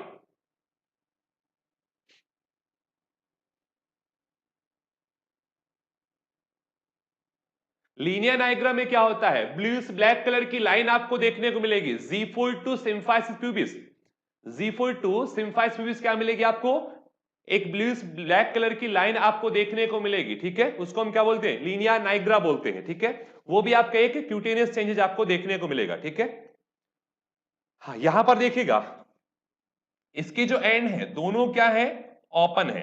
दोनों क्या है? ओपन एंड है। तो फटाफट जवाब दीजिएगा, फटाफट जवाब दीजिएगा। This is the sponge holding. This is the sponge holder. SPO। ठीक है, SPONG। स्पॉन्ज होल्डिंग फोर्सेप होती है। क्या होती है? स्पॉन्ज होल्डिंग फोर्सेप होती है। क्लियर? तो अगर मान लीजिएगा आप किसी भी प्रकार का कोई प्रोसीजर कर रहे हैं, क्या कर रहे हैं? प्रोसीजर करें, तो प्रोसीजर के दौरान to clean the vulva and vagina, vulva और वेजाइना को क्लीन करने के लिए एंटीसेप्टिक एंटीसेप्टिक गॉज पीस का अपन यूज करते हैं। तो उस गॉज पीस को होल्ड करने का काम किसका होता है? उस गॉज पीस को होल्ड करने का काम किसका होता है? स्पॉन्ज होल्डिंग फोर्सेप का होता है। इसलिए इसको हमने किसमें पढ़ा है? ओबीजी के अंदर पढ़ा है। ठीक है, इसलिए इसको हमने किसमें पढ़ा है? ओबीजी में। बाकी अदर सब्जेक्ट में भी आप इसको पढ़ते हैं। तो यहां पर इसका जो प्रोसेस क्या रहेगा? To clean the vagina and vulva. Vulva या वेजाइना को आप क्लीन करने के लिए क्या यूज में लेते हैं? एंटीसेप्टिक सॉल्यूशन लेते हैं। और एंटीसेप्टिक सॉल्यूशन किसके साथ लगाते हैं अपन? गोज पीस के साथ। उस गोज पीस को होल्ड करने के लिए क्या काम लेंगे अपन? स्पॉन्ज होल्डिंग फोर्सेप अपन यूज में लेते हैं। क्लियर?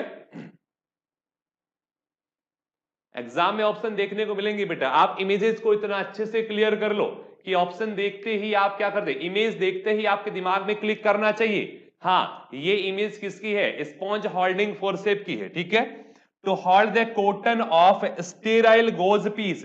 किसके लिए काम में लेते हैं? स्टेराइल गोज पीस या स्टेराइल कॉटन को होल्ड करने के लिए काम में ली जाती है। अगला इमेज देखिएगा भाई, अगला इमेज ये एम्स के एग्जाम के अंदर क्वेश्चन पूछा गया है। ठीक है, एम्स के अंदर ये क्वेश्चन पूछा गया है सीधा। ऑप्शन मिलेंगे आपको। इमेजेस को आप इतना अच्छे से याद कर लीजिए, इतना अच्छे से देख लीजिए, ताकि एग्जाम में देखते ही आपको हर चीज क्लिक कर जानी चाहिए माइंड के अंदर। ठीक है, माइंड में तुरंत क्लिक करना चाहिए कि यहां हमने इमेज देखा था। ठीक है, क्लास के अंदर। नेक्स्ट देखिएगा अगला question. This is the Sims vaginal speculum. This is the Sims vaginal speculum. This is the Sims. देखिएगा आपको कंफ्यूजन रहता है, एक आता है आपका कस्को स्पैकुलम भी आता है, उसका भी साइज शेप आपको बताऊंगा। एक आता है कस्को स्पैकुलम और ये कौन सा आपका सिम्स वेजाइनल स्पैकुलम। तो don't be confuse with Cusco vaginal speculum. Sims vaginal speculum अपन यूज में लेते हैं, किस लिए यूज में लेते हैं?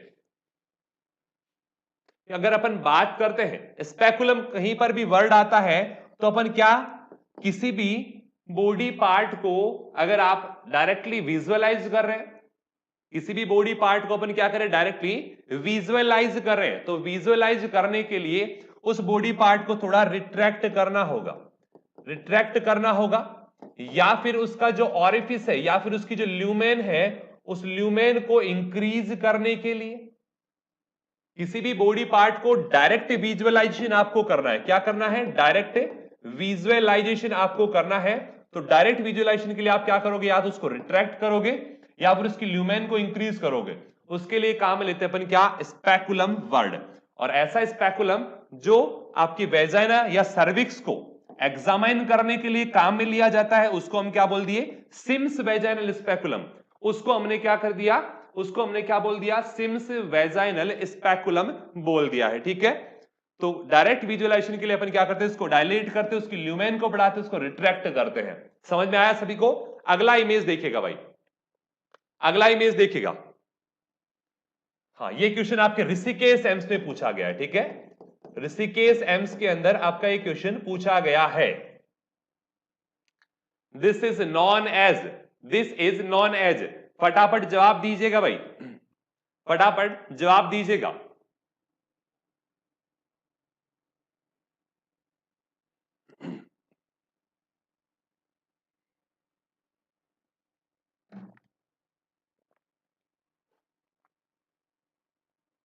जवाब दीजिएगा जल्दी से।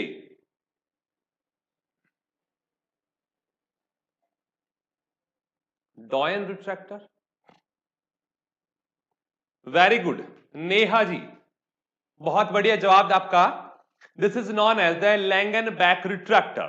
This is known as the Langenbeck retractor, A को भूल जाइएगा, बाई मिस्टेक लिख दिया। This is known as the Langenbeck retractor. सीधा सा समझ लीजिएगा, देखिएगा यहां पर इसकी साइज कुछ इस प्रकार है कि आप किसी भी स्किन फोल्ड के अंदर, किसी स्किन फोल्ड के अंदर क्या कर सकते हैं, उसको होल्ड करने के बाद में आप क्या कर सकते हैं, उसको रिट्रैक्ट करने के लिए काम में ले सकते हैं। ठीक है, किसी भी स्किन फोल्ड को आप रिट्रैक्ट करके किसी ऑर्गन को आप विजुअलाइज कर सकते हैं, एग्जामिनेशन कर सकते हैं। ठीक है, तो डायरेक्टली आपको याद रखना है। ऋषिकेश एम्स के अंदर क्वेश्चन पूछा गया and this is known as the Langenbeck retractor. और काम में कहां लिया जाता है, हर्नियोप्लास्टी के अंदर। कहां पर काम में लिया जाता है, हर्नियोप्लास्टी अगर मान लीजिएगा आप करने जा रहे हैं, ठीक है, तो वहां पर अपन मोस्ट कॉमनली यूज में लेते हैं। ठीक है, मोस्ट कॉमनली यूज में लेते हैं। Next one, thyroidectomy. अगर अपन ऑब्स्ट्रक्टिव से दूर अगर चले जाते हैं तो थायराइडेक्टोमी के अंदर अपन यूज में लेते हैं। हर्नियोप्लास्टी और थायराइडेक्टोमी दो इसके स्पेशल यूज होते हैं and this is known as the Langenbeck retractor.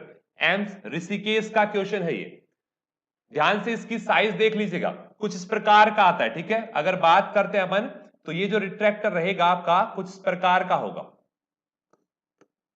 ठीक है, ये जो रिट्रैक्टर रहता है कुछ इस प्रकार, यहां से क्या रहेगा, फोल्ड रहेगा। ठीक है, कुछ कर्व इस प्रकार रहेगी ताकि आप स्किन फोल्ड को क्या कर सकते हैं, स्किन फोल्ड को रिट्रैक्ट कर सकते हैं। क्या कर सकते हैं, रिट्रैक्ट कर सकते हैं। नेक्स्ट देखिएगा अगला इमेज। हाँ, ये आपका सबसे आसान क्वेश्चन और सबसे इंपॉर्टेंट भी है, एग्जाम में सीधा सा आता है। ठीक है, and this is known as the fetoscope. क्या बोलते हैं इसको, फीटोस्कोप या फिर पिनार्ड स्टैथोस्कोप या फिर पिनार्ड स्टैथोस्कोप। and used for the fetal heart rate assessment. This is known as the fetoscope and Pinard stethoscope. और यूज किसके लिए लिया जाता है? To assess the fetal heart rate, fetal heart rate को असेसमेंट करने के लिए। और कौन से वीक पर? 20 वीक। तो 20 वीक पर by the non electric device, by the non electric device we use the Pinard stethoscope or fetoscope. Very good. We use the Pinard stethoscope and fetoscope. सभी को समझ में आ रही है इमेज बेस्ड क्लास है? देखिए इमेजेस के अंदर आपको डायरेक्टली नाम याद रखना है, यूजेस बहुत कम पूछे जाते हैं, ठीक है? इमेज के अंदर आपको यूजेस बहुत कम पूछे जाते हैं। अगर 20 क्वेश्चन आपके होंगे, ठीक है, अगर 20 इमेज बेस्ड क्वेश्चन होते हैं तो आप मान के चलिए 3 से 4 क्वेश्चन ऐसे हो सकते हैं जहां पर आपको उनके यूजेज पूछ सकता है। रिमेनिंग अगर बात करते हैं तो आइडेंटिफाई से आपका क्वेश्चन पूछा जाएगा, ठीक है? ज्यादातर इमेजेस जो होती है वो आइडेंटिफाई के रिगार्डिंग पूछी जाएगी, but don't confuse with option. आपको सीधा मैं नाम बता रहा हूं, अगर किसी के 2 नाम है तो दोनों नाम आपको क्लियर कर रहा हूं।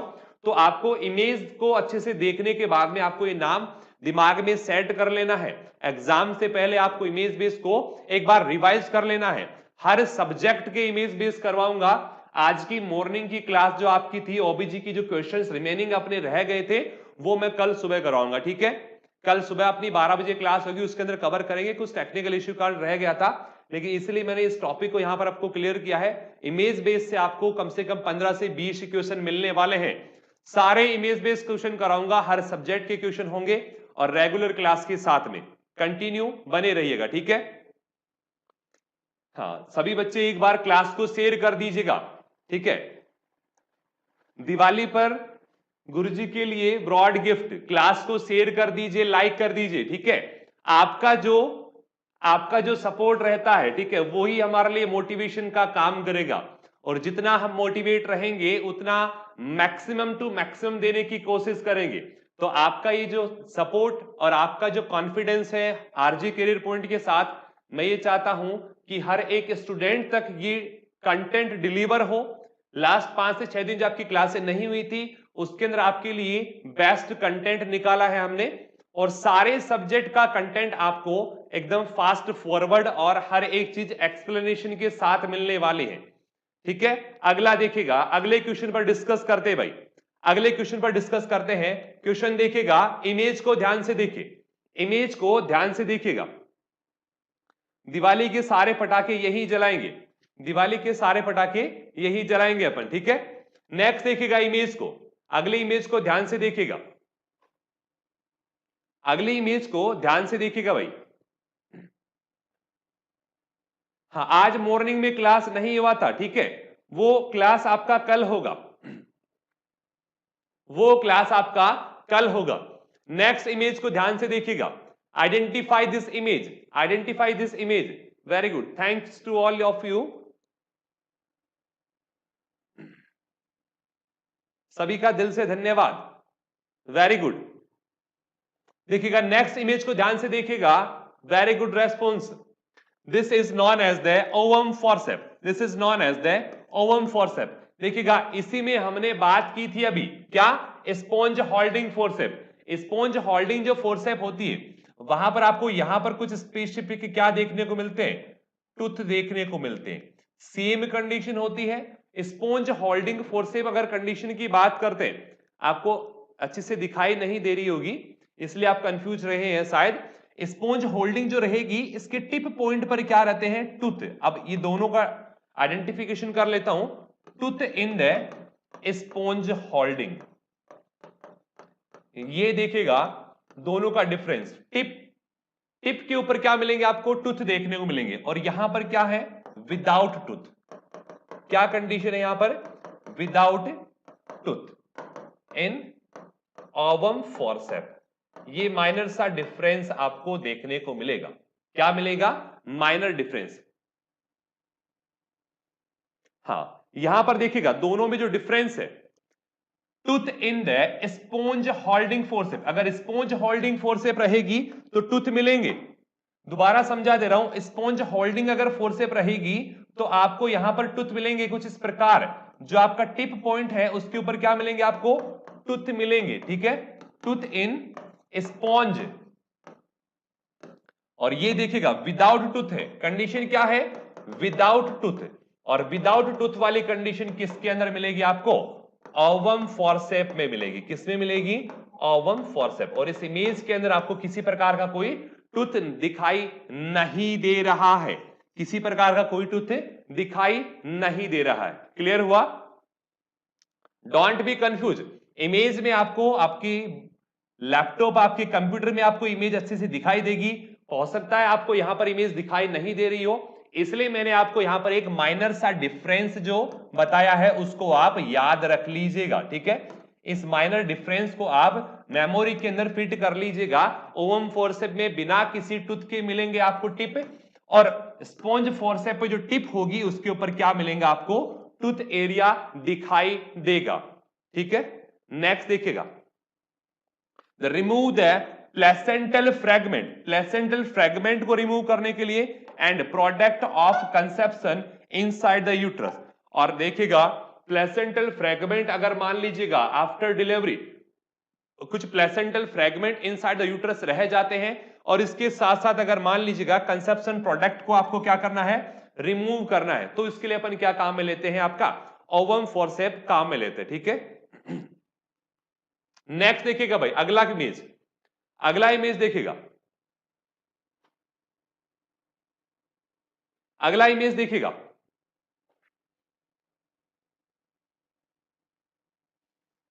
देखिए ओवम फोर्सेप का मीनिंग यहां पर ओवम को कैच करने से नहीं है, ओवम को कैच करने से नहीं है, ठीक है। Ovum can not visible by the naked eyes. यहां पर अपन क्या कर सकते हैं, केवल आपके जो कंसेप्चुअल प्रोडक्ट होता है उसको रिमूव करने के लिए यूज में लेते हैं। इसके अलावा जो फ्रैगमेंट ऑफ प्लेसेंटा है उसको रिमूव करने के लिए अपन क्या करते हैं, यूज में लिया जाता है, ठीक है।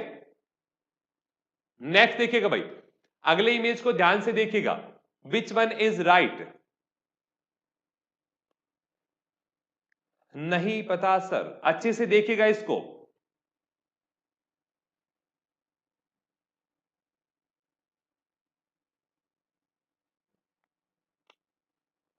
Very good, use in the craniotomy. Very good साया पैरिजी, क्रैनियोटॉमी के अंदर अपन यूज में लेते हैं। This is known as the Oldham's perforator, this is known as the Oldham's perforator and use in the craniotomy. कहां पर यूज में लेते हैं, क्रैनियोटॉमी के अंदर यूज में लिया जाता है for decompensation, use in the craniotomy. इसके जो आगे के पार्ट होते हैं उसके द्वारा अपन क्या कर सकते हैं, क्रैनियम यानी स्कल को, ठीक है, किसके लिए, स्कल को ब्रेक करने के लिए अपन यूज में लेते हैं। और नाम क्या है इसका, ऑल्डम्स परफोरेटर। नाम क्या है, ऑल्डम्स परफोरेटर। कुछ अलग आपके लिए है, ठीक है, काफी बच्चों ने देखा हुआ होगा ये चीज, ठीक है। मोस्ट ऑफ द जो भी आपकी जो है, जो भी आपको इमेजेस में आपको करवा रहा हूं, वो इमेजेस हैं जो एग्जाम में पूछे जाने के चांसेस सबसे ज्यादा है, एग्जाम के अंदर पूछे जाने के जिनके सबसे ज्यादा चांसेस है। नेक्स्ट वन देखिएगा, नाम याद रख लीजिए, कुछ हटकर नाम है तो नाम आपको डायरेक्टली याद रखना है, that's known as Oldham's perforator. अगला देखिएगा, यहां पर देखिएगा, use for the craniotomy to perforate the skull bone and decompression of the fetal head. Fetal head को डीकंप्रेस करने के लिए और क्रैनियोटॉमी के लिए परफोरेटर यूज में लिया जाता है, जिसको हमने क्या बोल दिया है, ऑल्डम्स परफोरेटर बोल दिया है, ठीक है। पूरा एक्सप्लेनेशन यहां पर देख लीजिएगा आप, क्रैनियोटॉमी में अपन क्या करते हैं, यूज में लेते हैं। समझ में आया सभी को। अगला देखिएगा भाई, identify this image. Next image को ध्यान से देखिएगा, आइडेंटिफाई दिस इमेज। देखिएगा इस इमेज के अंदर, देखिएगा इसका जो टिप है उसके ऊपर क्या दिखाई दे रहा है आपको, हल्के हल्के टूथ दिखाई दे रहे हैं। इसके साथ यहां पर लॉक है, और यहां पर इस जो टिप पार्ट होता है उसकी साइज बहुत स्मॉल होती है, ठीक है। स्मॉल टिप आपको दिखाई देगा, ठीक है। स्मॉल टिप के साथ क्या है, टूथ भी प्रेजेंट है, क्या है, टूथ भी प्रेजेंट है। इसके साथ साथ यहां पर आपका लॉक भी प्रेजेंट है। तो identify this image, Identify this image. Very good. This is known as the needle holder. This is known as the needle holder. ठीक है, इसको हम क्या बोलते हैं? needle holder. क्लियर हुआ? This is known as the needle holder. समझ में आ गया सभी को? तो यूज किस लिए लेते हैं? जैसे मान लीजिएगा आप क्या करें, सर्जरी आपने की है, उसके बाद में आप क्या करने जा रहे हैं? सूचरिंग करने जा रहे हैं, ठीक है? तो सूचरिंग करने के लिए आप क्या यूज में लेते हैं? सूचरिंग करने के लिए जो निडल यूज में लेंगे उसके लिए, या उसको होल्ड करने के लिए आप क्या काम में लेंगे? निडल होल्डर काम में लेते हैं. Hold the surgical needle for suturing. Surgical needle for suturing. Suturing जब आप कर रहे हैं आफ्टर सर्जरी, सर्जरी आपकी कंप्लीट हो गई, अब आपको क्या करना है? आपने जो बॉडी पार्ट को इंसिजन लगाया था, इंसिजन के बाद में अब आप सूचर करेंगे. सूचर के लिए आप क्या करेंगे? सर्जिकल निडल को होल्ड करने के लिए निडल होल्डर का यूज लेंगे. किसका यूज लेंगे? निडल होल्डर का यूज लेंगे. Very good. नेक्स्ट देखिएगा, अगला इमेज देखिएगा भाई. हो सकता है इमेज आपको थोड़ा क्लियरली विजिबल ना हो. नेक्स्ट इमेज को ध्यान से देखिएगा. नेक्स्ट इमेज को ध्यान से देखिएगा और रेस्पॉन्स कीजिएगा फटाफट. इमेज को ध्यान से देखिएगा और रेस्पॉन्स कीजिएगा.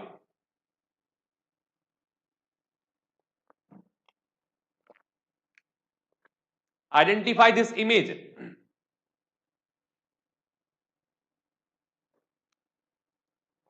Very good Deepika ji. This is known as the Montgomery tubercle. This is known as the Montgomery tubercle. Very good.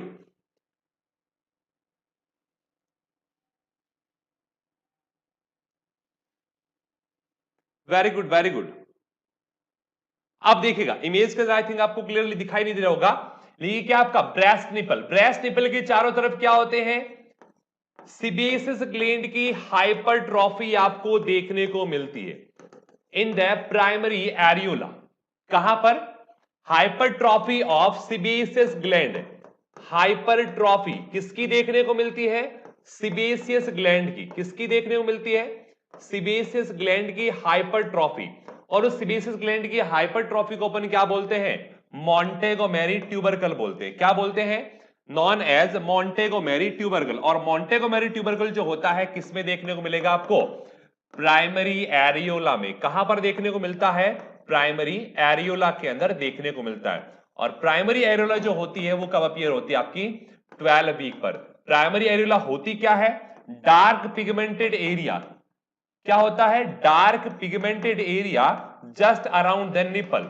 Dark pigmented area around the nipple. Nipple के चारों तरफ. ठीक है, तो निपल के चारों तरफ जो डार्क पिगमेंटेड एरिया होता है उसको हमने क्या बोल दिया?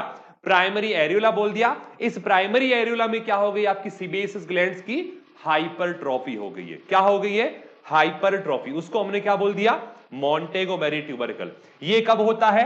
12 वीक पर. स्पेशल नोट याद कर लीजिएगा, 12 वीक पर प्राइमरी एरियोला आपका बनता है. अब देखिएगा प्राइमरी एरियोला के बाद में क्या बनेगा आपका? सेकेंडरी एरियोला बनेगा. क्या बनेगा? Secondary areola. और सेकेंडरी एरियोला की बात बता देता हूं मैं, ध्यान से सुनना सभी लोग. सेकेंडरी एरियोला क्या होता है आपका? लाइट पिगमेंटेड एरिया होता है. कैसा एरिया होता है? Light pigmented. और बनता कब है? At the age of 20 week gestation. 20 week के जेस्टेशन पीरियड पर क्या बनेगा आपका? सेकेंडरी एरियोला बनेगा. पहला क्या बना आपका? Primary areola just around the nipple, dark और hyper pigmented area at the age of 12 week gestation. Secondary areola at the age of 20 week gestation. और light pigmented area. Sebaceous gland की hypertrophy कहां पर होगी? आपके प्राइमरी एरियोला में होगी. नाम क्या दे दिया गया है? मॉन्टेगोमेरी ट्यूबरकल दे दिया गया है. सभी को क्लियर है? क्लियर हुआ सभी को अच्छे से? हर एक चीज आपको समझ में आ रही है या नहीं आ रही? रेस्पॉन्स करते रहिएगा. सभी को समझ में आ रहा है या नहीं आ रहा है? एक बार जवाब दीजिएगा भाई सारे बच्चे. Very good, very good. अगला इमेज देखिएगा. अगले इमेज पर चलते हैं. देखिए इस इमेज के अंदर आपको क्या दिए गए? कुछ फीटल स्कल डायमीटर्स आपको दिए गए. क्या दिए गए? कुछ फीटल स्कल डायमीटर दिए गए. ठीक है, आप देखिएगा इस फीटल स्कल डायमीटर के बारे में बात कर लेते हैं अपन.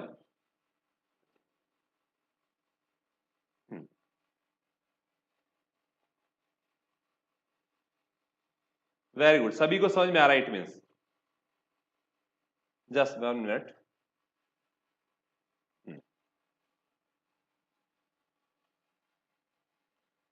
देखिएगा, डायमीटर की बात कर लेते हैं। एंट्रोपोस्टर डायमीटर होते हैं, ट्रांसवर्स होते हैं। क्या होते हैं? दो प्रकार के। एक होता है आपका एंट्रोपोस्टर, दूसरा होता है ट्रांसवर्स। ठीक है, एंट्रोपोस्टर के अंदर अगर बात करते हैं, एंट्रोपोस्टर के अंदर अगर बात करते हैं तो 5 या 6, हाँ सॉरी 6 डायमीटर अपन अलग अलग पढ़ते हैं। ऑक्सीपिडो फ्रंटल, ठीक है, सब ऑक्सीपिडो ब्रैग्मेटिक, ठीक है, मेंटो वर्टेक्स। मैक्सिमम पूछा जाता है यहां से, एक जो क्वेश्चन बनता है याद रखिएगा, एंट्रोपोस्टर के अंदर जो मैक्सिमम लेंथ का होता है उसको हम क्या बोलते हैं? मेंटो वर्टेक्स, 14 सेंटीमीटर। एंट्रोपोस्टर के अंदर स्पेशल क्वेश्चन जो बनता है, ठीक है। दूसरा, अगर ट्रांसवर्स डायमीटर की बात कर लेते हैं कि ट्रांसवर्स के अंदर जो सबसे मैक्सिमम आपका जो डायमीटर होगा वो कौन सा होगा? BPD, biparietal diameter. BPD, biparietal diameter, that is about 9.5 centimetre. ये दोनों क्या हो गए आपके? लार्जेस्ट हो गए एंट्रोपोस्टर के अंदर और ट्रांसवर्स डायमीटर के अंदर। क्लियर हुआ? अगला देखिएगा, अगली इमेज को देखिएगा, नेक्स्ट इमेज को पहचानेगा भाई जल्दी से। नेक्स्ट इमेज को देखिएगा, नेक्स्ट इमेज को देखिएगा।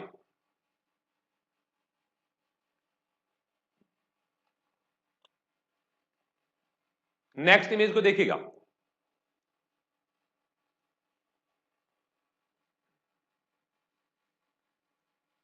नेक्स्ट इमेज को देखिएगा।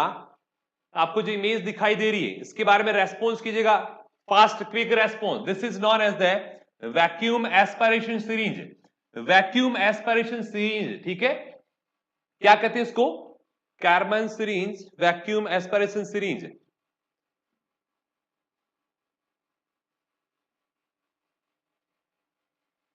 हाँ very good Mamta ji. D and C किसके लिए यूज में लेते हैं? डीएनसी के लिए अपन यूज में लेते हैं। अगर मान लीजिएगा आपको क्या करना है, अगर मान लीजिएगा आपको यूट्रस से वैक्यूम करना है या फिर क्लीन करना है तो अपन क्या यूज में लेते हैं? वैक्यूम एस्पिरेशन सिरिंज काम में लेते हैं।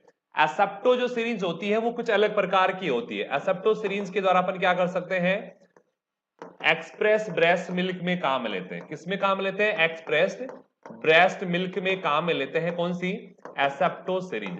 This is known as the vacuum aspiration syringe, ठीक है, and used for the evacuation of uterus by the age of 12 week। यानी यूट्रस को जब आपको क्लीन करना है, यूट्रस को आपको क्या करना है? इवेक्यूएशन करना है, तो 12 वीक की एज के अंदर अपन क्या कर सकते हैं? इस वैक्यूम के द्वारा क्लीन कर सकते हैं।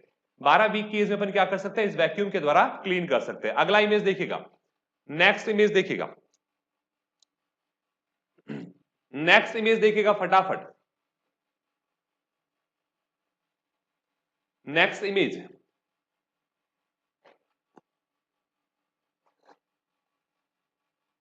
बहुत बढ़िया मोटिवेशन दिया आपने, चलो अच्छी बात है। हाँ नेक्स्ट इमेज को देखिएगा भाई फटाफट। This is known as the long straight forceps. This is known as the long straight forceps and used for the hemostasis and alternative for Kocher forceps. आपने अभी जो बात की थी कोचर फोर्सेप का दूसरा अल्टरनेटिव कौन सा है? Long straight forceps. हीमोस्टेसिस में काम में ले सकते हैं। हीमोस्टेसिस की बात करें, अगर मान लीजिएगा आप कोई प्रोसीजर कर रहे हैं, आप क्या करें? कोई प्रोसीजर कर रहे हैं और उस प्रोसीजर के दौरान अगर मान लीजिएगा ब्लीडिंग हो जाती है, अगर मान लीजिएगा क्या हो जाती है? ब्लीडिंग आपको देखने को मिलती है, तो उस ब्लीडिंग साइट को कंप्रेस करने में काम में लेते हैं। क्या करते हैं? उस ब्लीडिंग साइट को कंप्रेस करने के लिए अपन यूज में क्या लेते हैं? लॉन्ग स्ट्रेट फोर्सेप यूज में लेते हैं, ताकि अपन क्या कर सकते हैं? उस ब्लीडिंग को प्रिवेंट कर सकते हैं। उस ब्लीडिंग को प्रिवेंट करेंगे तो काम क्या होगा इसका? हीमोस्टेसिस का काम होगा। इसी के साथ साथ दूसरा इसका जो अल्टरनेटिव यूज होता है वो किस लिए होता है? कोचर फोर्सेप की तरह यूज होता है। किसकी तरह? कोचर फोर्सेप। क्योंकि यहां पर भी देखिएगा इसके अंदर भी क्या है? स्मॉल टूथ आपको दिखाई दे रहे हैं, इसमें भी क्या है? आपको स्मॉल टूथ आपको दिखाई दे रहे हैं, तो कोचर फोर्सेप की जगह अपन उसको भी यूज में ले सकते हैं। यानी कोड क्लैंप करने में भी अपन क्या कर सकते हैं? इसका यूज ले सकते हैं। इसके साथ साथ अपन क्या कर सकते हैं? एमनियोटोमी के अंदर भी इसका यूज ले सकते हैं, क्योंकि इसकी टिप के ऊपर क्या प्रेजेंट है, हुक प्रेजेंट है, जिसके द्वारा आप इजीली क्या कर सकते हैं, एमनियोटिक मेम्ब्रेन को रप्चर कर सकते हैं। क्लियर हुआ? अगला इमेज देखिएगा भाई, अगला इमेज देखिएगा, नेक्स्ट वन देखिएगा इमेज फटाफट, वेरी गुड, ब्लीडिंग साइट को कंप्रेस करने के लिए, very good response. Next image को ध्यान से देखिएगा भाई, व्हाट इज दिस, यहां पर देखिएगा आपको क्या दिखाई दे रही है, एक ब्लिस ब्लैक कलर की लाइन दिखाई दे रही है, कहां से कहां तक, this is known as the xiphoid, this is known as the xiphoid and this is known as the symphysis pubis, this is known as the symphysis pubis. तो ज़िफोइड टू सिम्फाइसिस प्यूबिस एक straight line present है, that's known as the linea nigra, क्या कहेंगे इसको, Linnaea Niagara की condition है, ठीक है। ये भी क्या होता है, एक प्रकार का क्यूटेनियस चेंजेस होता है, क्या होता है, cutaneous changes in the pregnancy. तो प्रेगनेंसी के अंदर क्यूटेनियस चेंजेस, अभी हमने पढ़ा था कौन सा, striae gravidarum, small pink colour line on the abdomen appear at the 20 week of age, ठीक है। सेकंड वन क्या होता है आपका, linea nigra, bluish black colour line present in between xiphoid to symphysis pubis, both are appear at 20 week, दोनों जो होती है आपकी 20 वीक पर अपीयर होंगी। इसके अलावा तीसरा क्या होता है आपका, कोलेज्मा होता है, क्या होता है, कोलेज्मा होता है, और कोलेज्मा जो रहेगा आपका उसमें क्या मिलेगा आपको, फॉरहेड, नोज और चिक के ऊपर क्या मिलेगा, हाइपर पिगमेंटेशन, इसको हम क्या बोल सकते हैं, बटरफ्लाई साइन भी बोल सकते हैं, क्या बोल सकते हैं, बटरफ्लाई साइन भी बोल सकते हैं। वो कब अपीयर होगा आपका, 24 वीक पर अपीयर होगा, कब अपीयर होगा भाई, 24 वीक पर अपीयर होगा, ठीक है। आगे देखिएगा अगली इमेज, अगली इमेज के साथ देखिएगा, नेक्स्ट वन रेस्पॉन्स कीजिएगा, अगली इमेज देखिएगा,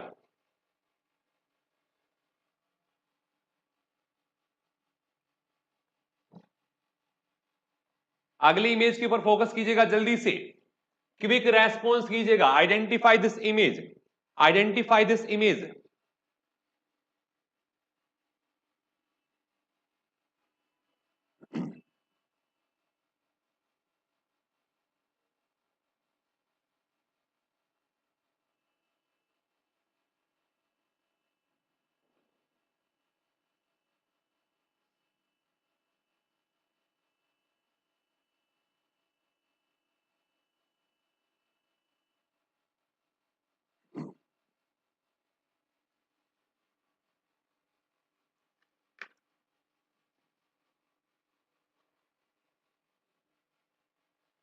ठीक है, नाम की बात करते हैं, this is known as the Leech Wilson cannula, Leech Wilson cannula, ठीक है। अब यूज किस लिए देते हैं, यूट्रस और फैलोपियन ट्यूब के अंदर इंस्टिलेशन में काम में आता है, किसके लिए काम में आता है, manipulation and instillation of the uterus and fallopian tube, manipulation and instillation, ठीक है, दो यूज में लेते हैं, एक होता है आपका instillation and manipulation, instillation and manipulation of uterus and fallopian tube, Leech Walkman भी बोल सकते हैं, ठीक है, लीच विल्क्समैन या फिर इसका, हाँ आप देखिएगा नॉट ट्रॉकर नहीं है, क्या बता रहे हैं आप, ट्रॉकर कैनुला नहीं है, दूसरा नाम, very good Sunita ji, very good, हिस्टेरो सेल्फिंजियोग्राफी cannula, क्या बोल सकते हैं, हिस्टेरो सेल्फिंजियोग्राफी, स्टेरोसेल्फिंजियोग्राफी कैनुला भी इसको अपन क्या करते हैं, बोल सकते हैं। दो नाम होते हैं, Leech Wilkinson cannula and second one known as hysterosalpingography cannula. Hystero it means related with the uterus, salpingo it means related with the Fallopian tube, यानी यूट्रस और फैलोपियन ट्यूब दोनों को विजुअलाइज करने के लिए, या फिर मैनिपुलेशन, वही हो गया विजुअलाइजेशन या फिर manipulation. Next one instillation, so installation and manipulation or visualization of the fallopian tube and uterus use the Leach Wilksman cannula or hysterosalpingography cannula, clear। Next अगला देखिएगा भाई, अगली इमेज, नेक्स्ट इमेज को देखिएगा,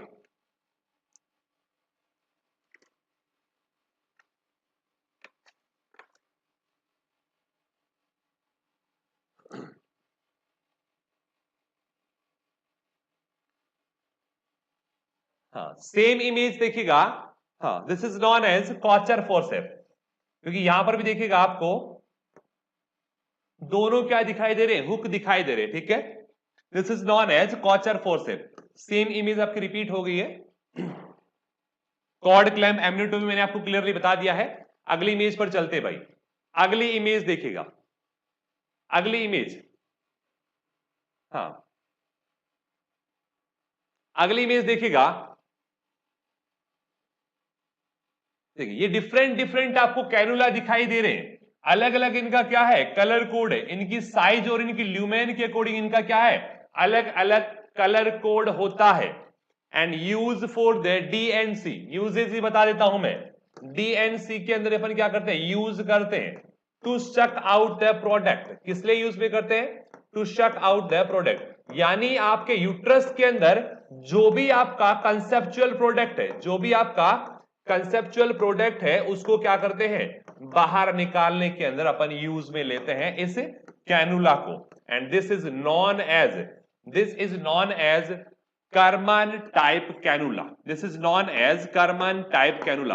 अभी आप जिस चीज के लिए विल्क्समैन कैनुला के लिए आप रेस्पॉन्स कर रहे थे, कर्मन टाइप कैनुला, तो यहां पर देख लीजिएगा, this is known as the Karman type cannula, ठीक है। This is known as Karman type cannula and use for D&C, dilation and curettage.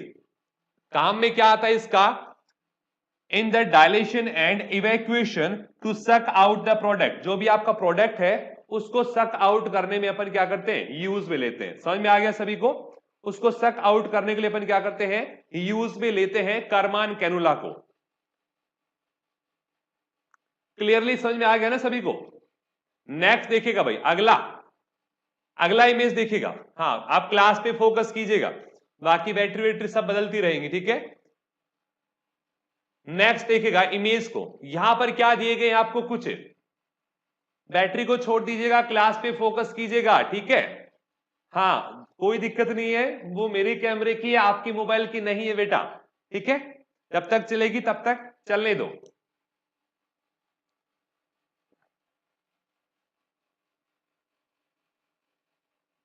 आगे देखिएगा, आपके सामने क्या दिए गए हैं, स्कल के बारे में, ठीक है। दिस इज द सूचर, और ये सूचर के बीच में क्या है आपके, फॉन्टेनल प्रेजेंट है। क्या प्रेजेंट है, फॉन्टेनल प्रेजेंट है, ठीक है।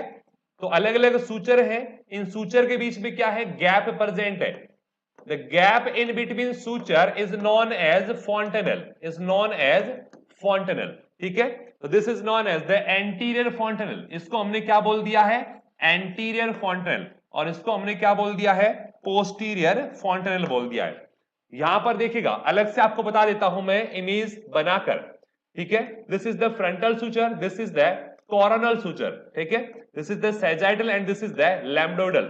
और ये जो सूचर मिलकर क्या बनाते हैं, गैप बनाते हैं, उसको हम क्या बोलते हैं, फॉन्टेनल बोलते हैं। क्या बोलते हैं, फॉन्टेनल बोलते हैं, ठीक है। समझ में आ रहा है सभी को। देखिए बच्चों, क्लास के ऊपर फोकस कर लीजिएगा, काफी इंपॉर्टेंट टॉपिक है। नेक्स्ट देखिएगा अगला क्वेश्चन, अगला क्वेश्चन देखिएगा। अभी इमेजेस बाकी हैं आपकी, ठीक है, इमेजेस आपकी बाकी हैं, उनके ऊपर फोकस कीजिएगा। अगला देखिएगा, नेक्स्ट रेस्पॉन्स कीजिएगा फटाफट। हाँ, टोटल 6 होते हैं, 2 for clinical uses. This is known as the Hegar's dilator, इसको हम क्या बोलते हैं, Hegar's dilator. For cervical dilation, किस लिए यूज में लेते हैं, सर्वाइकल डायलेशन के लिए यूज में लेंगे। This is known as the Hegar's dilator. आगे देखिएगा, सर्वाइकल डायलेशन के लिए यूज में लिया जाता है to increase the size of stoma, to increase the size of stoma.